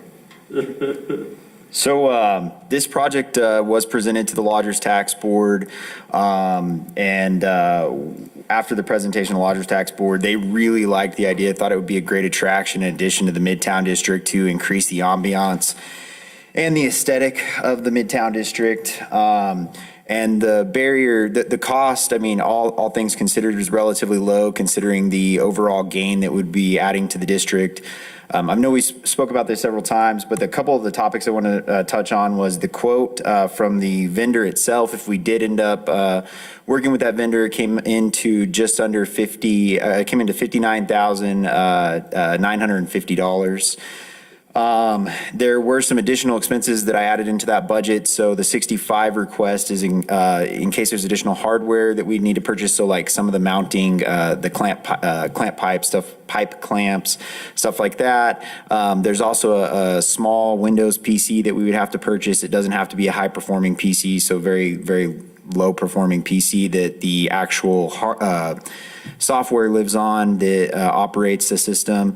And then included in the budget is the $360 for the fully licensed music that we would be looking at operating on an annual budget or on an annual basis.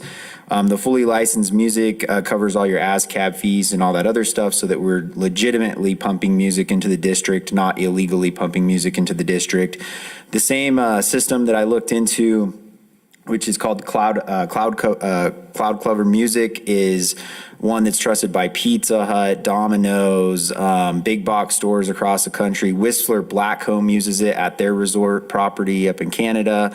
There's more people that use this system than I can even name off the top of my head. The list is extremely long. The reason we like the music, again, it's only $30 a month, $360 a year. But the benefit is that we can actually go through and say we want to play 15 to 20% country, 15 to 20% classic rock, modern music. We can really select the music, curate it to the exact audience that we want. We can even go through and pick specific songs. The benefit as well is that it's all family-friendly music, so you don't have to worry about any of the, anything that would be foul or offensive to anyone. We definitely want it to be something that's pleasant background music, but also stuff that's non-offensive. Party Black and WAP and all that good stuff. I think we should probably avoid those in the Midtown District. Yes, exactly. So, looking at it, I actually have done quite a bit of research just on how music impacts shopping behavior. And there is a reason why you go into all these big box stores and you hear music while you're in there. They really curate music specific to, what they're trying to achieve. So if you go into a place where they want you to shop and spend more money, the music is going to be a little bit more low key, more mellow, and playing stuff that's going to increase your shopping behavior. And there's direct studies that have shown that there's an increase in economic activity in places that have music that is new and also somewhat calming. In a fast food restaurant or places where they have high turnover, they'll actually play higher paced music. So you'll see a little bit higher paced music in those type of environments.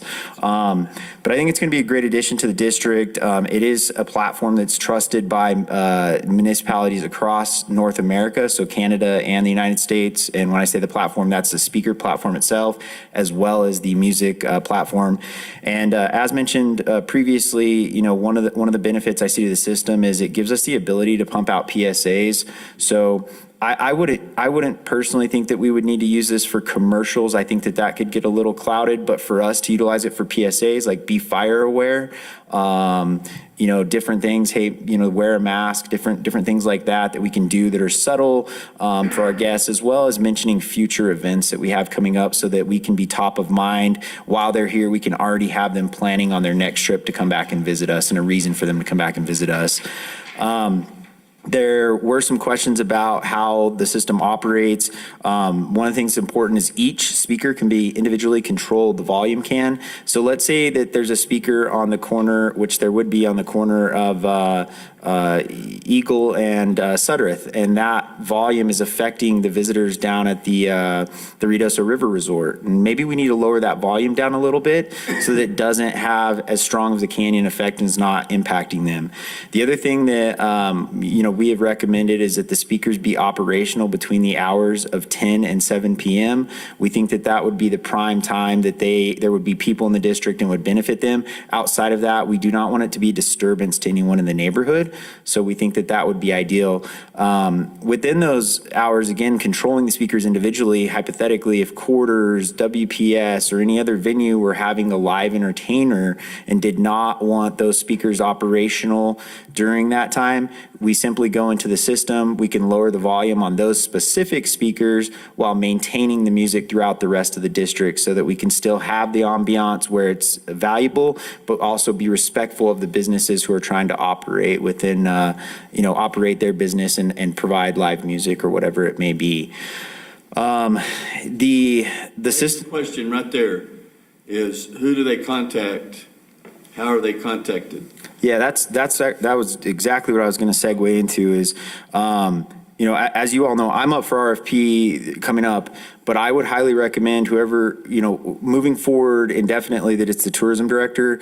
I don't know if you're aware of this, but I have taken over the webcam over the past couple of years. I saved us a couple $1,000s and took over the tech specs on the webcam. This stuff's really easy. I actually operated basically the same system at Ski Apache. For the most part, it's plug and play, but if you ever needed to do a PSA or anything like that, it's always reach out to the tourism director. I feel like that should be an obligation of the tourism director moving forward to be able to maintain and operate these simple systems. So troubleshooting the webcam, or in this circumstance with the speaker system, I would be a direct point of contact for anything that needed to be maintained and adjusted on that. And again, that would be working with Team Tourism, RMA and stuff to decide on the music profiles that we'd be playing down there as well, and the PSAs.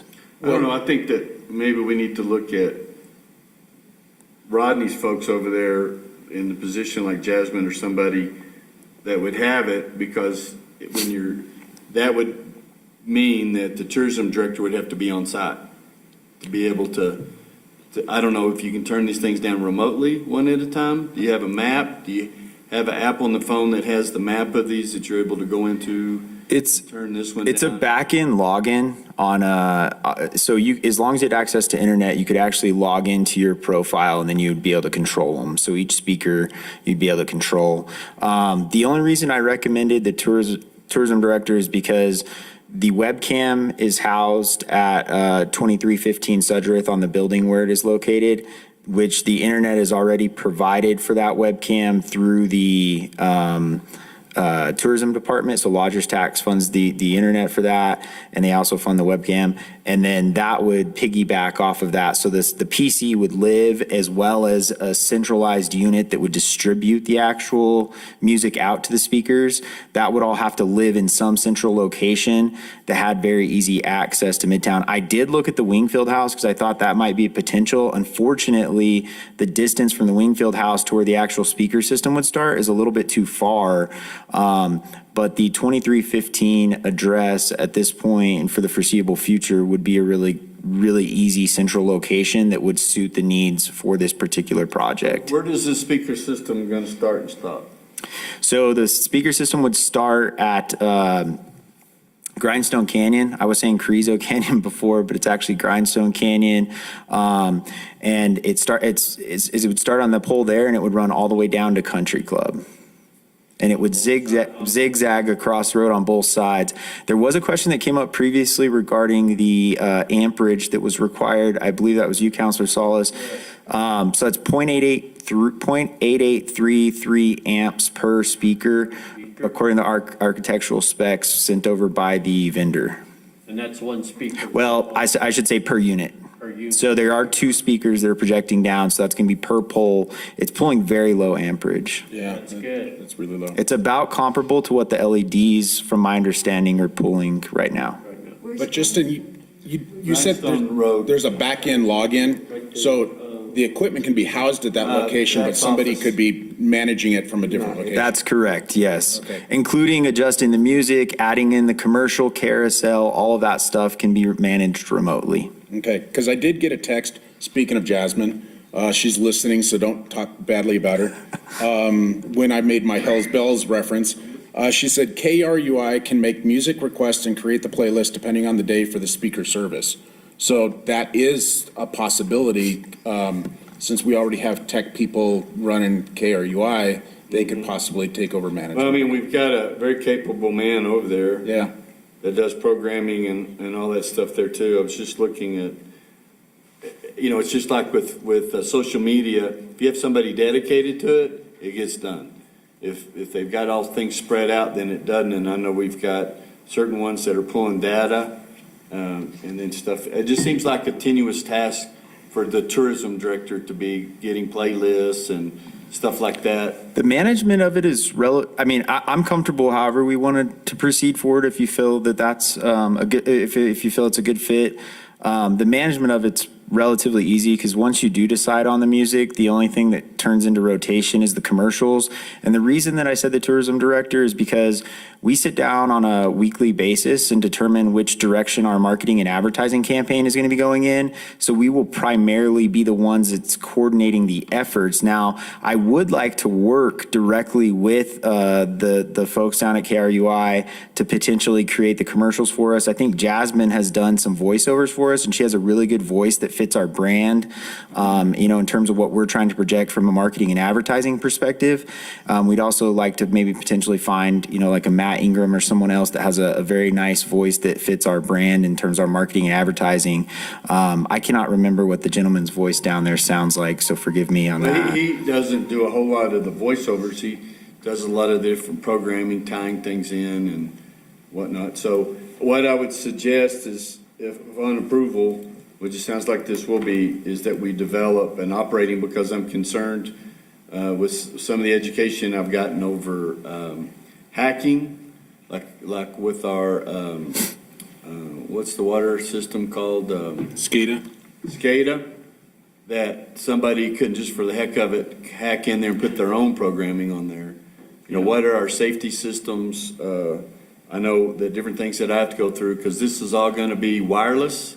So the system itself runs on and I can pull up the specs. I believe it's a 900 megahertz frequency. Which is like cordless phones. It's a specific radio frequency that it operates on. So instead of like Bluetooth or wireless, it's actually a specific radio frequency. That's how you get real-time communication between the speakers and then the mother center. The actual operational aspect of everything would be run, like I said, through a login module that lives on, let's say, cloud cover or something like that. And then the speaker control itself, there is a login for that would live on their system, as well as the laptop we'd be operating. The benefit of the Redosa webcam is that we're actually not distributing a network out on that. That's actually hardwired in, and a benefit of that, utilizing and piggybacking off of that, and the reason you do a hardwired like the webcam is so people can't hack into your webcam and play something that would be highly inappropriate. So that's another reason why I think it would be beneficial to operate it where the webcam is. So wherever that webcam lives, it already has an encrypted Ethernet service provided to it, to where that IP address is static instead of dynamic. And so with a dynamic IP address, you have high susceptibility to hacking, and a lot of potential for failure, where static, it's highly controlled, and that's why we chose that for the webcam as well. Because the stuff that we saw from Nation Expert was that they can get into radio frequency, static, it doesn't matter. Now, if we have I guess it's Windstream that's down there now? Yes, it is Windstream fiber. And if they have a encrypted router, commercial encrypted router, which I bought one not too long ago, it was over $1,000. So that's where we get, so that they can't get in through an employee's email, your email, or whatever. They do it through phishing stuff, and we've had some examples of it, that it looks like I sent the email to my wife, but it's not, and she answers it. Well, then they get in, and then it just takes a matter of time before they figure out how to get in things. I would just like to make sure it's encrypted somehow. There's safety features that we have, whether it's access codes or whatever, that they are, we have, that the village knows what they are. Absolutely, absolutely. And just to that point, we do a Google Drive, so obviously we're contractors, but we want, in the case that something ever happened to one of us, or we left or didn't get our contract renewed, that stuff is easily transferable into the next set of people. So we actually have a Google Drive where we have all that information stored, to where we can easily distribute that out. And again, this is going to be a cooperative team effort, definitively. It's going to take working with Parks and Rec. It's going to take working with the radio, and then obviously different village people to make sure that we are doing it the correct way and make sure it's being distributed appropriately. And the ownership of the licensing and all this stuff will be the village? On the cloud thing that you were talking about with ASCAP, BMI, and... Yes, absolutely, and you're fully covered through ASCAP, BMI, and a whole other alphabet soup of different North American music stuff. And again, like I said, these are utilized by Pizza Huts, all these major big box chains across the country, and they entrust them to be able to provide all of that for them. Okay. Any other questions? Nope. Okay, we'll put this one on regular. Yes. All right, regular item. Mayor? Yes? Before we move on, we do have one more request for an item to be added. Okay. And this one is going to come from Ron, and it's on the traffic study. So Ron, do you want to cover that? Oh, yeah. Is this the one I that... didn't read the email, but I saw. I couldn't get mine to open, but go ahead. Mayor Crawford, members of the council, that is a very large file. It's like 65 megs. So I did send it all out to everyone. Bohannon, Houston, they're asking in order to close out the grant and to move forward with funding coming down the road, is acceptance of the final draft. And we'll have this on the agenda as a regular item. And we can have them on there also. Albert Thomas and Alvin Dominguez can sit in on that too if there's any additional questions on that. They did make the changes that were requested the last meeting, and they had been working with Todd at the hospital to make sure they had the driveways, fairly accurate on there. And of course, it's a feasibility and a location study on the intersection. So that'll be an item that'll be also on as a regular item. So, okay. And then I will go over Mayor Crawford. I have other items too. Following Rodney's, he has something on right now, but I can go over we have other items on there also. Okay. For the regular meeting. We'll go ahead and catch Rodney's, and then we'll reload us up on all the other things. Okay, Rodney, $800,000, and it still doesn't include Moon Mountain, does it? Never happened.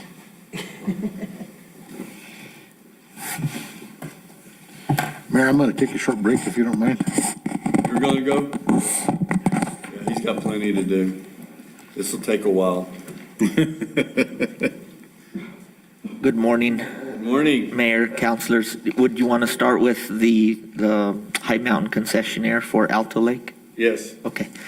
So the village did publish a request for quotes for proposals for operating concessions out of the recently acquired property at Alto Lake. We only received one proposal, which was from High Mountain Concessionaire. The proposal included operating of concessions, rental of vessels, selling of New Mexico Game and Fish licenses. It included a monthly rental rate of the property of $2,000. Their proposal included $10 per vessel per rented hour to the village of Ruidoso, and it included 20% of the retail to the village of Ruidoso. Their proposal, the hours that they're proposing to operate are 9 to 4, 7 days a week from the summer season, which is Memorial Day through Labor Day. And they're also had actually proposed an additional operation outside of the concession operation. They are proposing to run a restaurant, with an Italian menu outside of the concession operating hours. They're looking at operating from 5 to 10 p.m. Thursday through Sunday, with a possible brunch and lunch, kind of meeting the demands. What time will they start selling licenses and renting stuff?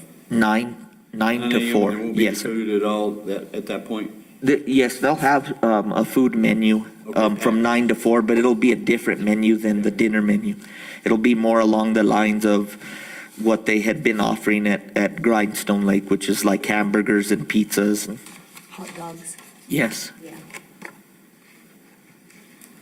So Rod, in that 2,000, and I haven't read the packet yet, does that include the utilities? Yes, so all of the utilities are included, they have to pay all of those costs. Wait, they have to pay? Yes, they pay, Additional on so it's 2,000 plus the cost of all utilities. Okay, got it. Including sanitation and just everything? Everything, yes. Okay. The village won't have to pay any of the utilities unless it's outside of their, while they're closed during the winter. Then we would, again, pick up the water and the electric and internet.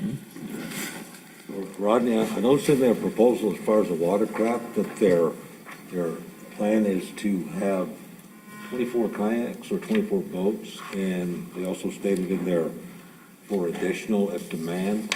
My concern is, that is a smaller lake, and has there been a look at how many boats should be allowed, a limit? Because I didn't see one in there, so, we have to have some, consideration for other people that are utilizing the lake for other purposes.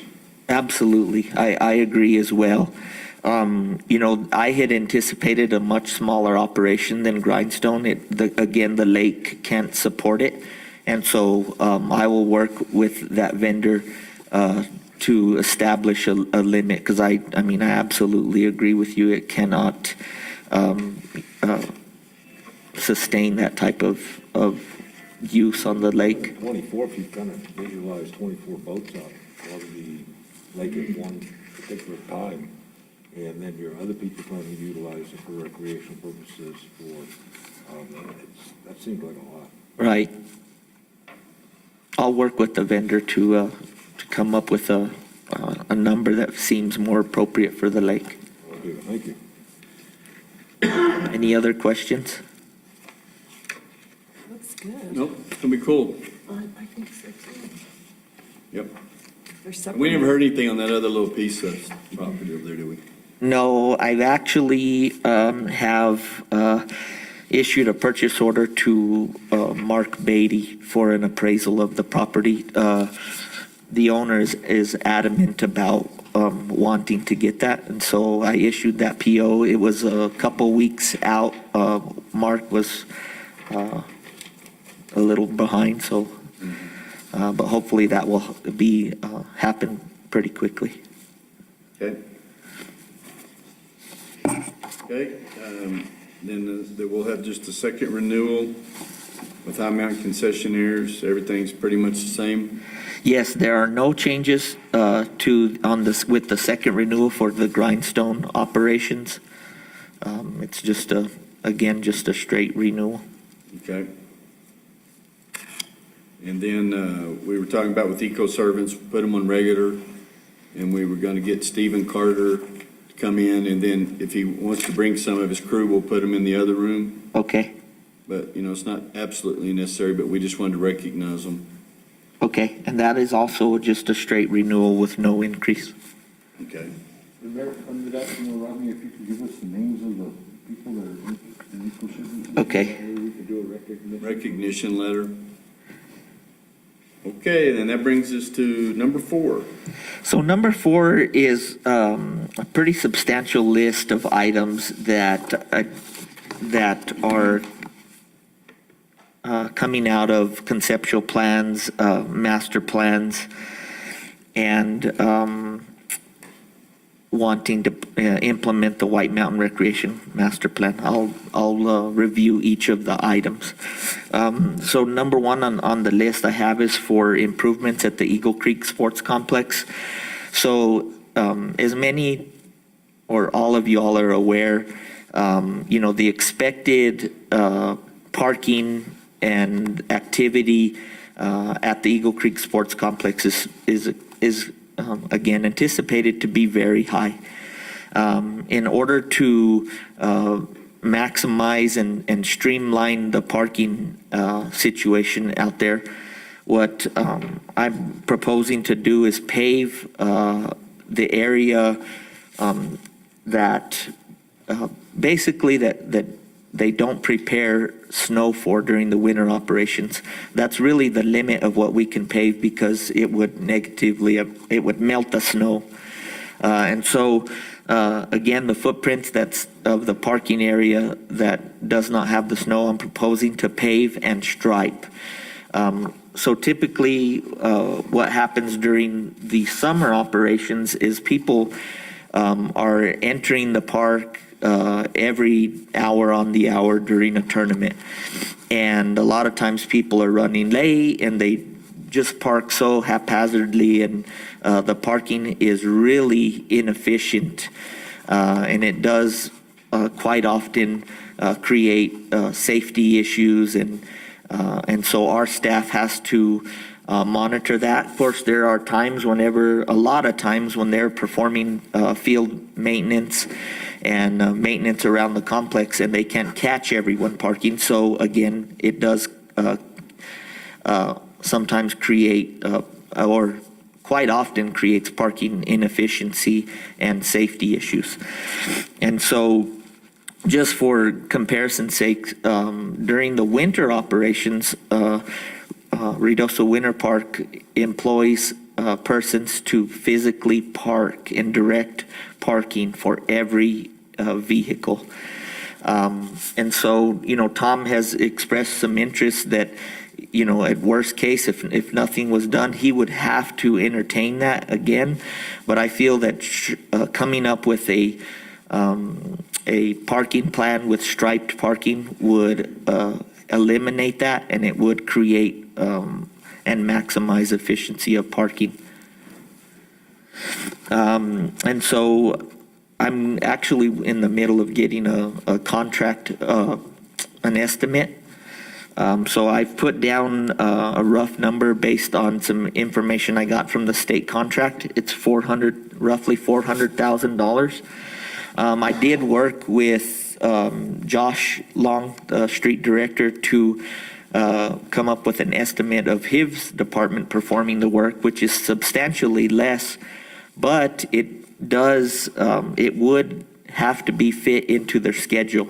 And just speaking with Josh, with all of the projects he's got going on, he wouldn't most likely not be able to complete this until the end of the summer due to their street paving projects going on. And so I feel with us wanting to initiate, tournaments again this summer, which typically start around May 15th, and Ruidoso Winter Park's operation or summer operations anticipated to begin Memorial Weekend. It would be most effective if we could just pay a contractor to get it done by that Memorial Weekend. What would the price difference be? Oh, it's a $300,000 price difference. But for for the street department, we would be paying at least $80,000 just for materials. Whereas a contractor, you're having to pay all of the labor and equipment associated with that. Well, it also takes Josh and his guys off of road maintenance, Right. which is so desperately needed. And we've got just a short window frame of good weather to be able to get that stuff done. So that's the joys of living in the mountains. So Rod, 70,000 square feet, it's really just getting the entrance area, really around A field, right, and part of B? Yes, yes, sir. So it is the entrance entering the park all along the west edge of A field, the eastern edge of A field, and then going up the western side of B field. Again, you know where the kiddie corral is, where the snow is, and then between B and C, that area would not be paved. But the plan would be to continue striping the parking lot similar that we do with Alto Lake, with a paint, which would have to be maintained on a every 2-week basis. Right. Are there any other questions regarding the Eagle Creek proposal? Nope. The next item is improvements to Grindstone Lake based upon the Grindstone master plan. What we're requesting is funding to provide permanent and professional signage for around the lake, including information about swimming, fishing, the water park, concession operations, license sales, boat permits, and to be strategically placed around the parking lots, including in the campground. Another item is $50,000 to apply a concrete surface to the boat ramp to provide a more durable and not a muddy entrance for the persons using their personal boats. And the last item would be a stairway to get people from the campground parking area down to the upper level parking. Currently, what people have been doing is just walking down a really steep slope to get to that parking lot. And that's causing a lot of erosion. It does cause erosion, because it's a tough slope to maintain with vegetation anyways, because it's so steep. But that foot traffic is not going to permit anything to grow on that slope as long as they have that. Not to mention it's not the safest way to get down to the parking lot. Are there any other questions regarding those improvements at Grindstone Lake?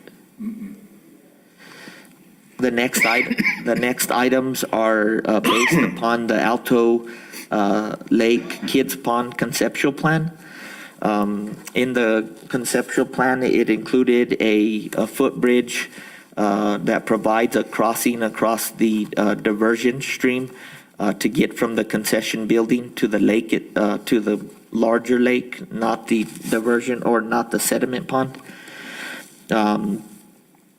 It includes stream habitat improvements upstream of the kids pond.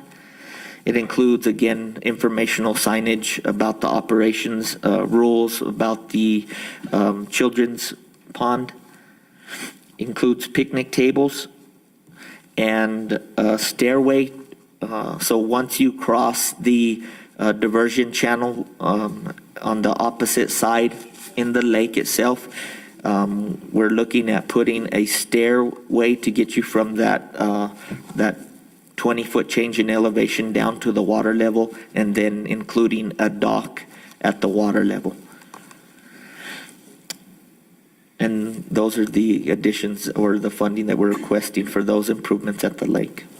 Will that dock be, I'm sure it would interfere with the inlet of water, but would it be kind of in that vicinity so that you're not going too far? Yes, sir. It would be in that vicinity. Okay. And it would be similar to the kayak rental dock at Grindstone Lake. That would really be the main purpose, is for the launching of those watercraft. And then what about from the parking lot side there, are we gonna do anything for the boat loading or unloading there? So unfortunately, the conceptual plan for the children's pond did not include any of that area. You know, as you're aware, the only thing that we have in that area is a base course ramp for people to unload with designated parking. Okay. And I guess this question would be for Randy and stuff. That pump station that was put in and never used to pump water out of the small pond area to the lake, do we have to keep that? I mean, that was a waste of money, and I argued that from the very beginning, so.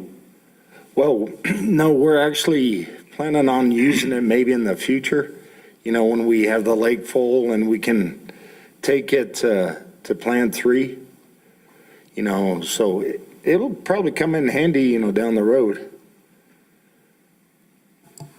Mayor Crawford. The pump I'm talking about is it's just to go out into the, Oh, you're talking about that other diversion pump? It just comes over to the bigger lake. Oh, I'm sorry, or Mayor Pro Tem.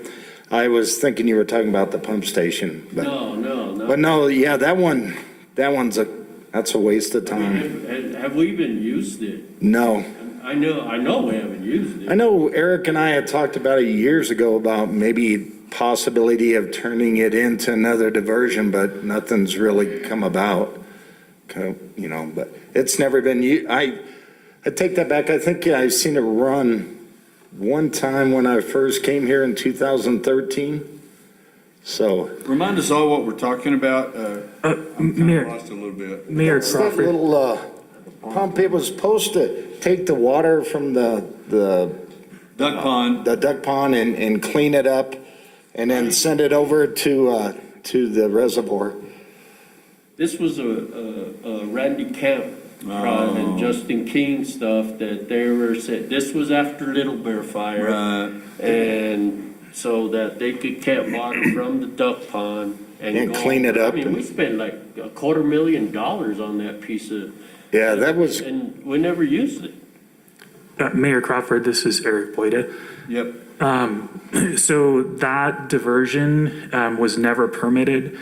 And so, you know, shortly after the construction of that project, the OSC found it and shut it down. So in my time here, it's never been used.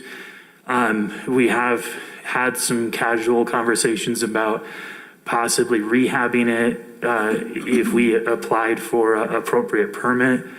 But right now, it's definitely not a priority for the water utility to pursue that, because it'll probably be a lengthy legal battle to get that point permitted. Okay. I would like to have it removed. I mean, it's an eyesore sticking out right there, and I don't know. I mean, that's all I think that was put together by Jay Sensor. I think he built that. I don't remember. Yeah, from my knowledge, I think it was. on that project with him.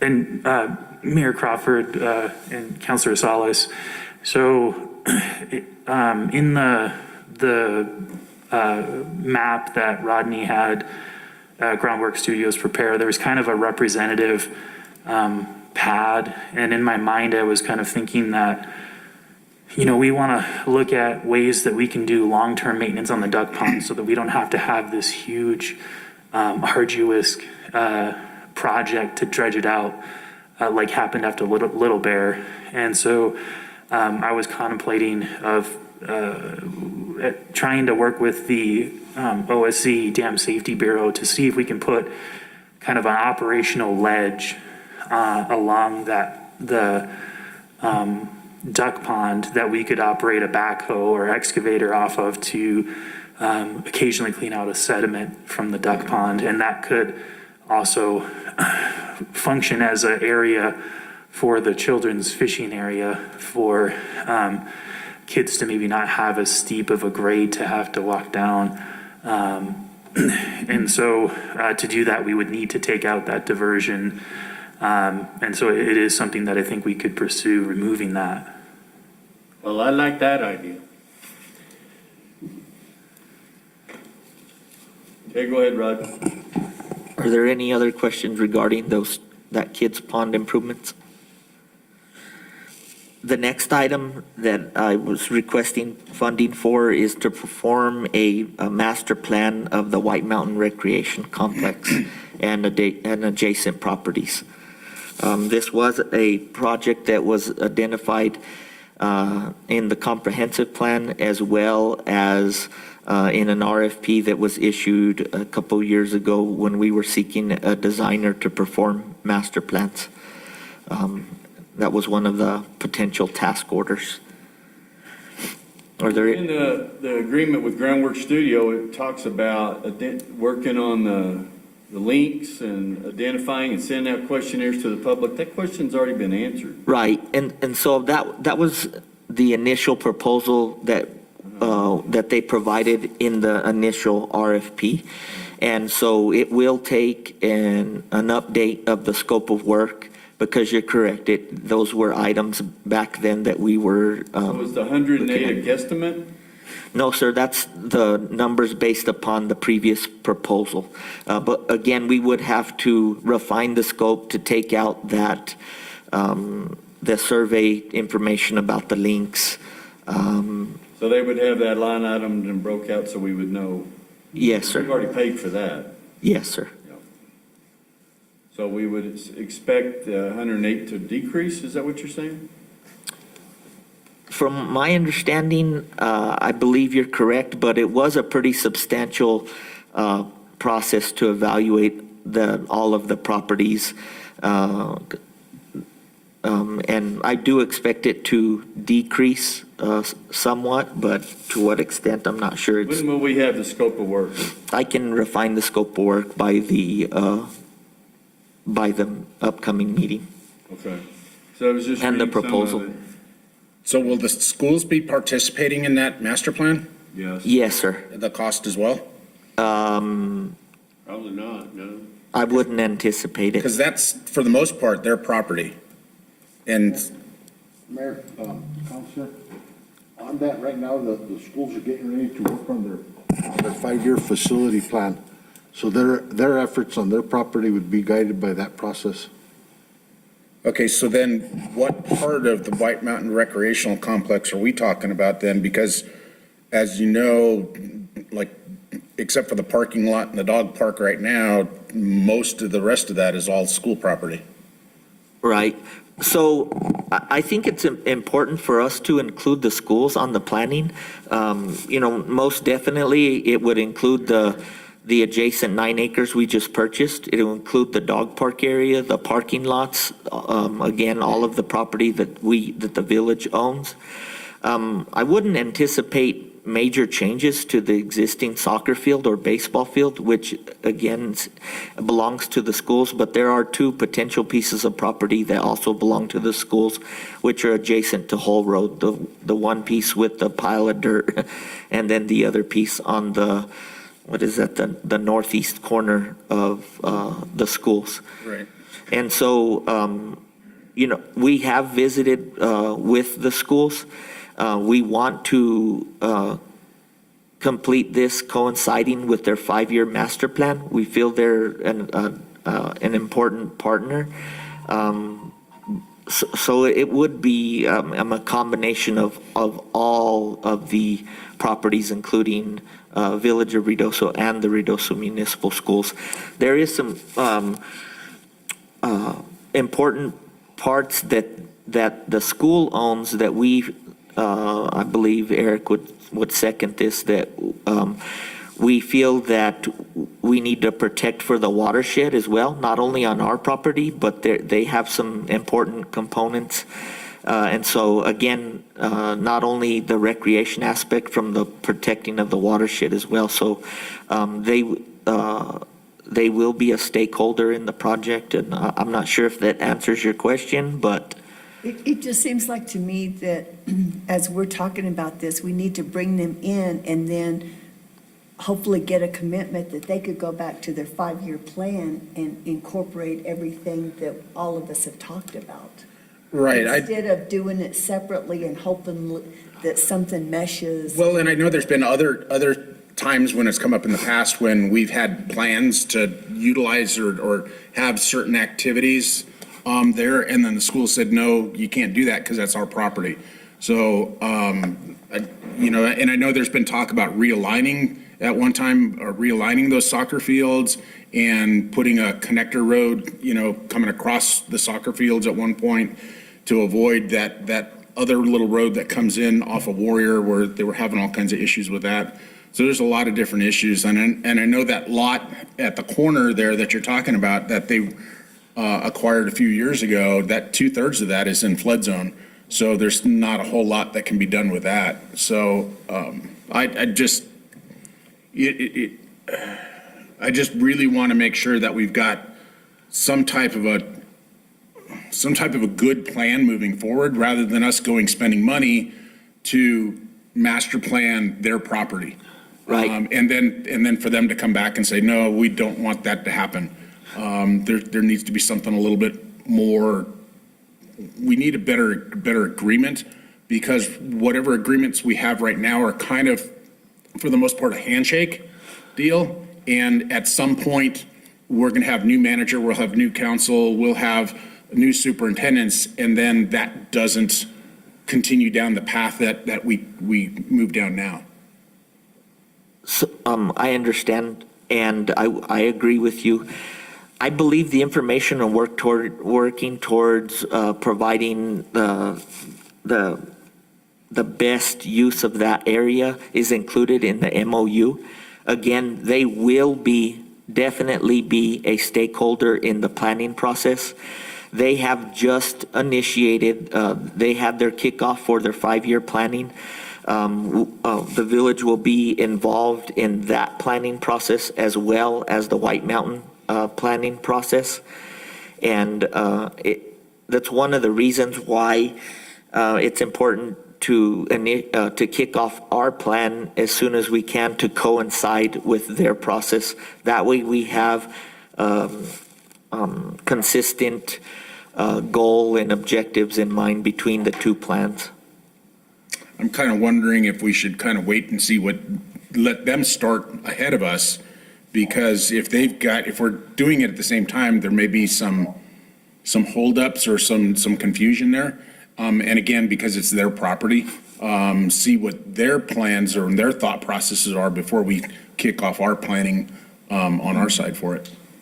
And I agree with that to a point, because we've had discussions before on that floodplain area, water runoff, and what we were forced to do by the environmental, I forgot who it was now. The school system ignored it. They didn't do anything. So here we've got money in here to expanding and maintaining existing wetland areas. That's almost all of their stuff. So how much of that parking lot do we own anyway? We own the entirety of the parking lot. We own the entirety of the parking lot. Yes, sir. Everything that's paved. Okay, well then. Right to the line. Okay. Well then, remember when we had the circus out there? Yes, sir. And we were told that we couldn't do it out there. That's their property. That's on school property. So, On the dirt side, where the big mound of dirt is at, that's school property. That mound of dirt that they said was only during the construction, they were storing dirt there, which construction's done and school's occupied. And so, but that dirt's here, and then so the parking lot comes up to the soccer fields, and all that parking lot's ours. Yes, sir. All right.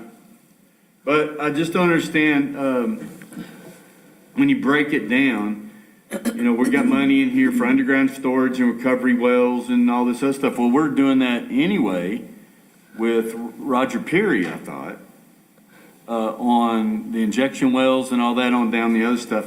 I know we need to look at runoff and those things, but I don't see anything in here specifically for that new Hall property. I'm sorry? I don't see anything in there specifically about the Hall property that we just purchased. Yes, sir. And so what I will do is I will update the scope. Again, this was from the initial RFP, but I will include all of that. And there is language in there, and we have also included the type of language like in the Wingfield Park to that requires Groundwork Studios to work with the existing engineers that Eric has contracted with, because as an example, in Wingfield Park, he has a design underway for the watershed improvements in that park. And so that will be incorporated into this plan. So we're not having a duplication of efforts, but it will include that information. Okay.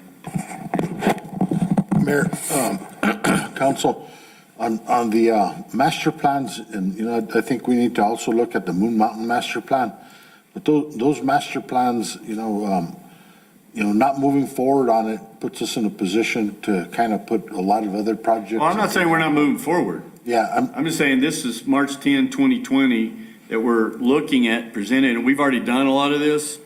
And so it should be reflective if we were going to look at this today. I'm just trying to figure out how we came up with the money. Mayor, I was just referencing, because Councilor Coughlin was suggesting that we maybe hold off on doing this master plan right now. So what I'm suggesting is that we move forward. There's a lot of projects that can be planned out, and then we can reference the school's document within our document. But, there's been projects that I've heard of, from the rec center to additional sports fields and other things that we need to start planning for. So, my recommendation is that we try to find a way to move these master plans forward. And I agree with that, but I'm hung up on the price tag. Where did we get that number? It's just a stick on the wall. Yes, Mayor, Rodney issued an RFP that identified that scope, and we need to make adjustments to that. So by the next meeting next week, we'll refine that scope of work and make sure that we incorporate the correct language to the scope. Like the rec center, to me, would cost $100,000 by the time they get through talking to the public, having the public interface, the meetings, blah, blah, blah. I think that's going to be a time-consuming event. And then you add in the new Hall property on what we're looking at, the design. Are they going to do I don't know if you call it architectural or whatever, designs on, do we move the road up that's going to connect to Kansas City? Or, how do we do all, that's what this is going to answer, correct? Yes. I think we need to be very specific, because we've got plenty of land and stuff over there without trying to talk to the school, because it's my experience with the school, they're going to do what they're going to do. And we want to work with them, but I don't know if they're interested in our input, and they've hired their own people from what Dr. Bickert said. So I just don't want to see any of our money wasted on any of their stuff, because they're going to do their own. And then we focus those, and I understand that you'll put this in the new RFP. It's just, I'm having trouble conceptualizing the money when we really know what we want, but I don't know if it's enough. And that's what I was referring to is the schools are going to do what the schools want to do. So not putting forth a whole lot of effort without having the schools' idea of what do they, maybe it's just to have a meeting with them. What do they envision using their property for the benefit of the community? Because if we're on different planes, why go ahead and design a plan for that property? There is a lot of other property that we have that we need to move forward with, yes, but just kind of slow pedal the school property portion of the White Mountain area until we know what the schools are, because they could come up with something completely different and go, you know what, we want to expand the school and come over and take over some of that area because that's our land. We don't know. Yeah. So we'll refine it, but I think that it's going to cost more, because I know that rec center, and then just with the public outreach on all of that stuff. So the idea is to have one White Mountain master plan that includes the rec center, what we're looking at maybe with redoing the fields and all of that stuff in there. So we'll see. Mayor, on this item here, and I'm just going to make a suggestion, what we may consider is having a special meeting to address these requests. Okay. And, I know that during the agenda approval, I also recommended that, with this price tag, that maybe Rodney should approach lodger's tax on some of their available cash and see if they'll fund some of these items. I know that Justin has a meeting planned for lodger's tax next week, I believe. The morning of the 13th. Yeah. The morning of the 13th. And then if we have a special meeting there shortly after those recommendations can be approved. And then we could look at our cash balances and see if we can actually fund these projects prior to, the summer or whatnot. I agree with that recommendation. Yep. Because there's a lot to that over there that's going to last for years and years. And Plus, it would have to include in case, I'm not saying we would, but in case the dog. oh, you don't even bring that up. He's got this real cool video of one in California, I think it was, that he wants to do, and I support 100%. It's got a little bar and winery. The beer and wine license. Nice. You'll get a dog just because you want to go drink. Absolutely. That must be up in Napa. But wouldn't we kind of need to figure that one out as well, including him on this? I agree.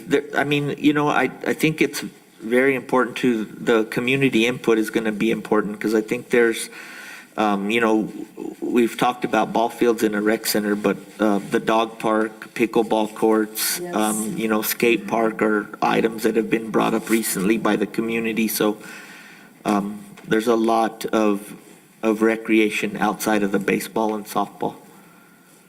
It's just that it's, these items, when you're looking at it, they're all so important for the residents of Ruidoso and Lincoln County as well as our tourists. I mean, there's not anything on here that's like a wish list. It just enhances what we've been building on.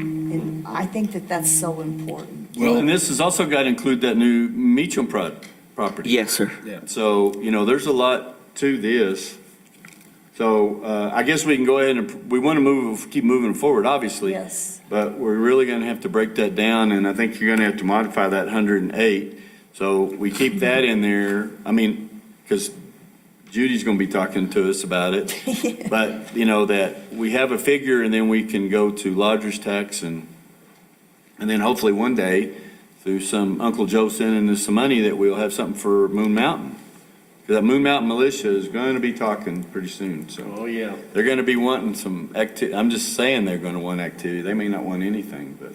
Well, and the entire wish list, I mean, it's extensive on what you want to accomplish, but the reality is we've got, 7 weeks before Memorial Day? So how much of this could actually get completed that quickly? Should some of these other items just go into the budgetary process for the next fiscal year?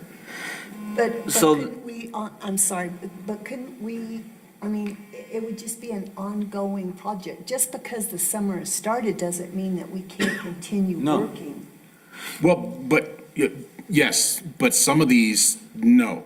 I mean, like, you're not going to want to put in a boat ramp, you're not going to want to put in stairways and stuff like that during the middle of summer, when if the lakes are anything like last year, even if it's 75% of last year, it's going to be packed. So some of those things can be put off until the next fiscal year, because even if you start your planning in July, August, we're not going to get those going until September. Well, So if I could interject, I apologize to cut you off, Mayor. no, you're fine. You're probably going to say what I was going to say. I believe that we can get all of these projects done by the summer. The main issues that are going to require time are permitting for the projects that are going to happen around the water. So the boat ramp is, I believe, that one is a 30-day process. The one with the lengthier timeframe is the one at Alto Lakes for the bridge and the dock. I think that one was a 60-day public comment period. Other than that, I really think that honestly that we could get these projects done by Memorial Day if the funding was approved at the council meeting. And then like the White Mountain Master Plan would be an ongoing. Yes, it would be That's going to be a long process. about a 9 to 10 month process. Right. So the boat ramp is, your plan for the concrete is to extend into the water? The concrete? Currently, at the current water level, no. when it's at its high point, it would extend into the water, but not where it currently sits. Okay. Yeah, right now the timing's right, since the lake's so low, I believe 19 feet under spillway, if that's correct, Eric, or where did it gain? Yes, sir, it's about 19 feet below spillway right now. Anything, because what we're taking in, we were processing using. That's right. Right. But, you know, a lot of this with the Alto, you know, the bridge and all that would do is enhance, you know, people going around for the concessions, and then they have a way to park and walk across. I mean, that's all, that could really help our Alto parking. What's the timeline on getting a dock and stuff for that? If, again, Eric is, I don't have that information on this particular paper. If Eric could, do you recall the permitting process for the docks, Eric? Mayor Crawford, what's happened is that there's been a handful of Army Corps nationwide permits. So we typically try to apply under these nationwide permits that kind of have all of the preliminary authorizations so that they set the criteria so that the Clean Water Act isn't violated by these projects. So with the reissuance of some of these nationwide permits, they don't have all of the clearances with NMED. And so typically, we would just give notice to NMED, and they would just give a concurrence that, yeah, this follows our guidelines. But now, the nationwide permit for recreational facilities that are not fishing not fishing boat ramps, doesn't have that NMED clearance. And so that mandates that we have to go through the public comment period that you would with a standard permit. And so that 60 days is just after, would be kind of the minimum that we would expect after applying to it, but that's still, you know, we still need time to do the biological analysis and fill out all of the permit documentation, which typically takes, you know, several weeks to fit that into our schedule. So, you know, realistically, if we started today and had everything all outlined, it would still be 120 days probably until we had everything through the process. Okay. And the orders on those items are relatively quick, well within that 120-day period. Okay.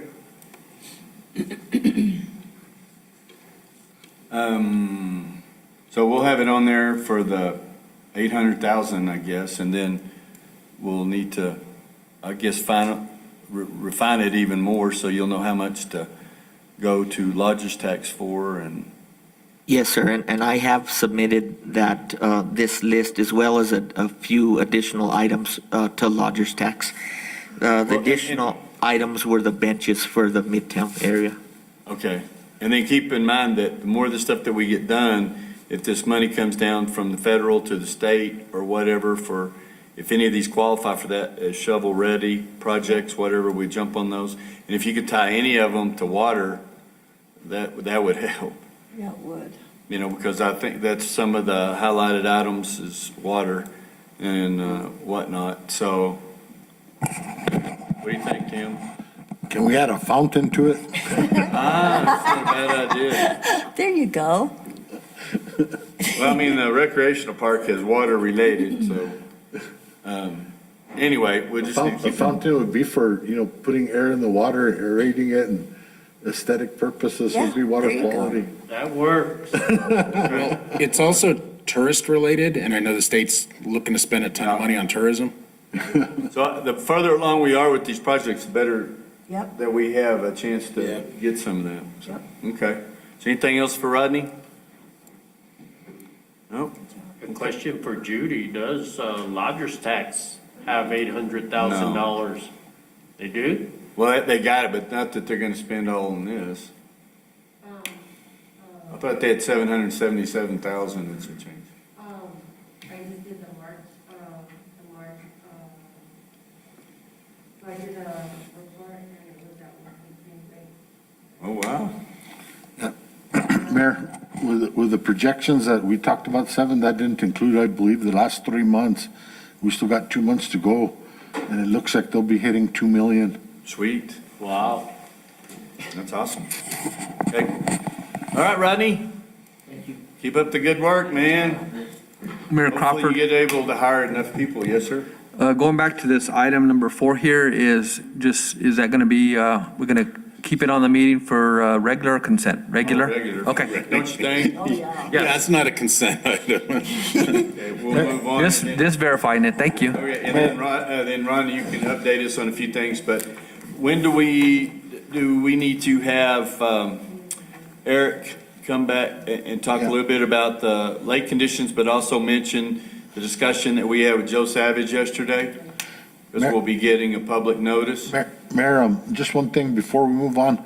So the lodger's tax meeting is in the morning? So we're going to add to this item the recommendations coming from lodger's tax as well, right? Oh, we were going to have a special meeting for this. I mean, if we don't need a special meeting, if they meet in the morning, then our regular meeting is in the afternoon. Yeah, our meeting is from 8 until noon with a hard out at noon, so we will have made recommendations by the time. Oh, okay. So if that can be added onto the agenda, that would be sufficient if you were all. Nice. It can just go on this agenda item. Yes. So what time's the meeting tomorrow? I don't even have it. No, next Tuesday. It's the morning of the. Oh, it's next week. Okay. That explains it. Thank Next you. Tuesday. So I apologize for that interruption, Mayor, but yes, next week on the manager's report, I intend to have Eric there to give us a report on the water, and then the report coming in from NMED as well. I'd like Rodney to give us a report on recreation. We've had some recent conversations with the governor's office on youth and adult sports. So, I'm hoping to have more information by then as well. And then Rodney could give us a kind of a plan on what's going to occur and how we're going to proceed forward. And then I was going to ask Zach and Samantha to get together and start putting together a presentation on the cannabis and what's expected and kind of a time frame and what we need to start doing to prep as far as zoning and changing. If there's any local autonomy that was given to us on how that's handled. And I know that the council's been pretty engaged in that as well and has liked to offer up some ideas before about zoning and whatnot. So, Councilor Eby, if you want to, maybe engage with that part of it. Sure, you bet. Be happy to. Yeah, and then we can get Samantha and Zach to meet and kind of talk about that game plan. Is there anything else, Mayor, that you'd like us to present on? Well, I think we need to talk about the organic compounds or organic, whatever the terminology was. Yes, we'll have Eric cover that under the water report. It was brought up yesterday, so we looked at it. Manager Dodd, Mayor and Councilors, I was hoping that we would have an opportunity for Groundwork Studios to review the highlights and recommendations out of the Grindstone Master Plan because it does support some of the funding requests and as well as some future recommendations for reservations and fee structures that I would like to present in May, if that's a possibility. Yep. All agree? Yeah, I'll work. Okay, Ron. Mayor Crawford, members of the council, so other items that'll be on the regular meeting on the 13th is we'll have a consent item, request schedule a quasi judicial public hearing on, that'd be for May 11th, and that's for the James Townsend Track 1A. We'll have mayoral reports and presentations. We have a proclamation. The month of April is Keep Ruidoso Beautiful, Great American Cleanup Month, and a proclamation for the week of May through May 8th, May 2nd through the 8th, Professional Municipal Clerks Week. And then we have board and commission appointments. We have 2 residents that'll be appointed to the Parks and Rec Board. And then we have on the manager's report also, we have the award of the President's Circle Recognition 2020, Keep American Beautiful. And then, as Tim was saying, we'll have an update from Rodney on Ruidoso Swimming Pool and youth and adult recreational projects and programs. If we go turquoise, could we have the visit? Yeah, our big issue, I think, right now is the level of the lake and the space and. Sure. And then with the notice that we got on the organic, is it right, organic compounds, Randy? Carbon. Organic carbon. You know, like from whatever reason, but from plant life that's decaying or whatever, there's different, we need to, we'll have to look at handling that. We're gonna do some studies on that, some more sampling.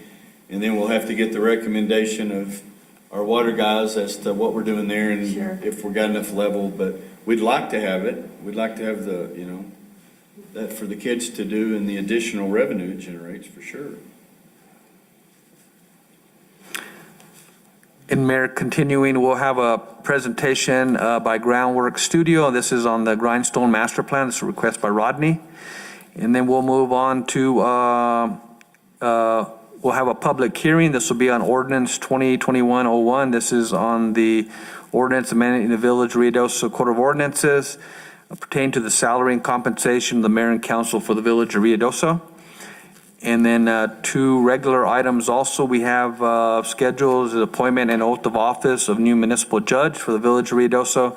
And then the item that I spoke about earlier was just discussion possible action on acceptance of the final draft, and that's on the US 70, New Mexico 48 intersection feasibility study. So, and we may also have a closed session item also, so we might have something on that too, so. You forgot that, bring your sack lunch. Mayor Crawford, Councilor Coughlin said he was going to bring that. Lunch that day? Yes. Peanut butter and jelly sandwiches for all. Nice. You know what? That's a good question right there. Can we move the meeting to start at 9 in the morning? And, I mean, I don't know. It's not, don't we have to have it publicized 2 weeks? Well, and plus, we're waiting on the lodger's tax so that we. Oh, that's right, that's right. But that could But be, that could be the last item on the agenda too. Oh, yeah. I think. I don't know, I was just starting to think that, man, if we moved it up earlier, then Doesn't it have, just need bring 70, bologna and a loaf of Doesn't bread. it that'd be just all right. need 72 hours notice? Is it just 72 hours? We'd have to do a 72-hour notice on the Open Meetings Act because we've already posted it, but, you know, but we can. We could start earlier. What day is that, Tuesday? I know that the, 13th. but there, what time is the, Just leave it there. okay, I could do it. I because mean- Lodgers Tax is starting at what time? 8 o'clock. They're having their meeting from 8 to, So they're here. yes. So, yeah, we'll just leave it there. We'll just bring some water and some snacks and we'll be good. Okay? Good stuff, exciting stuff. Anything else? We're still looking for some planning and zoning commissioner And also someone from the library.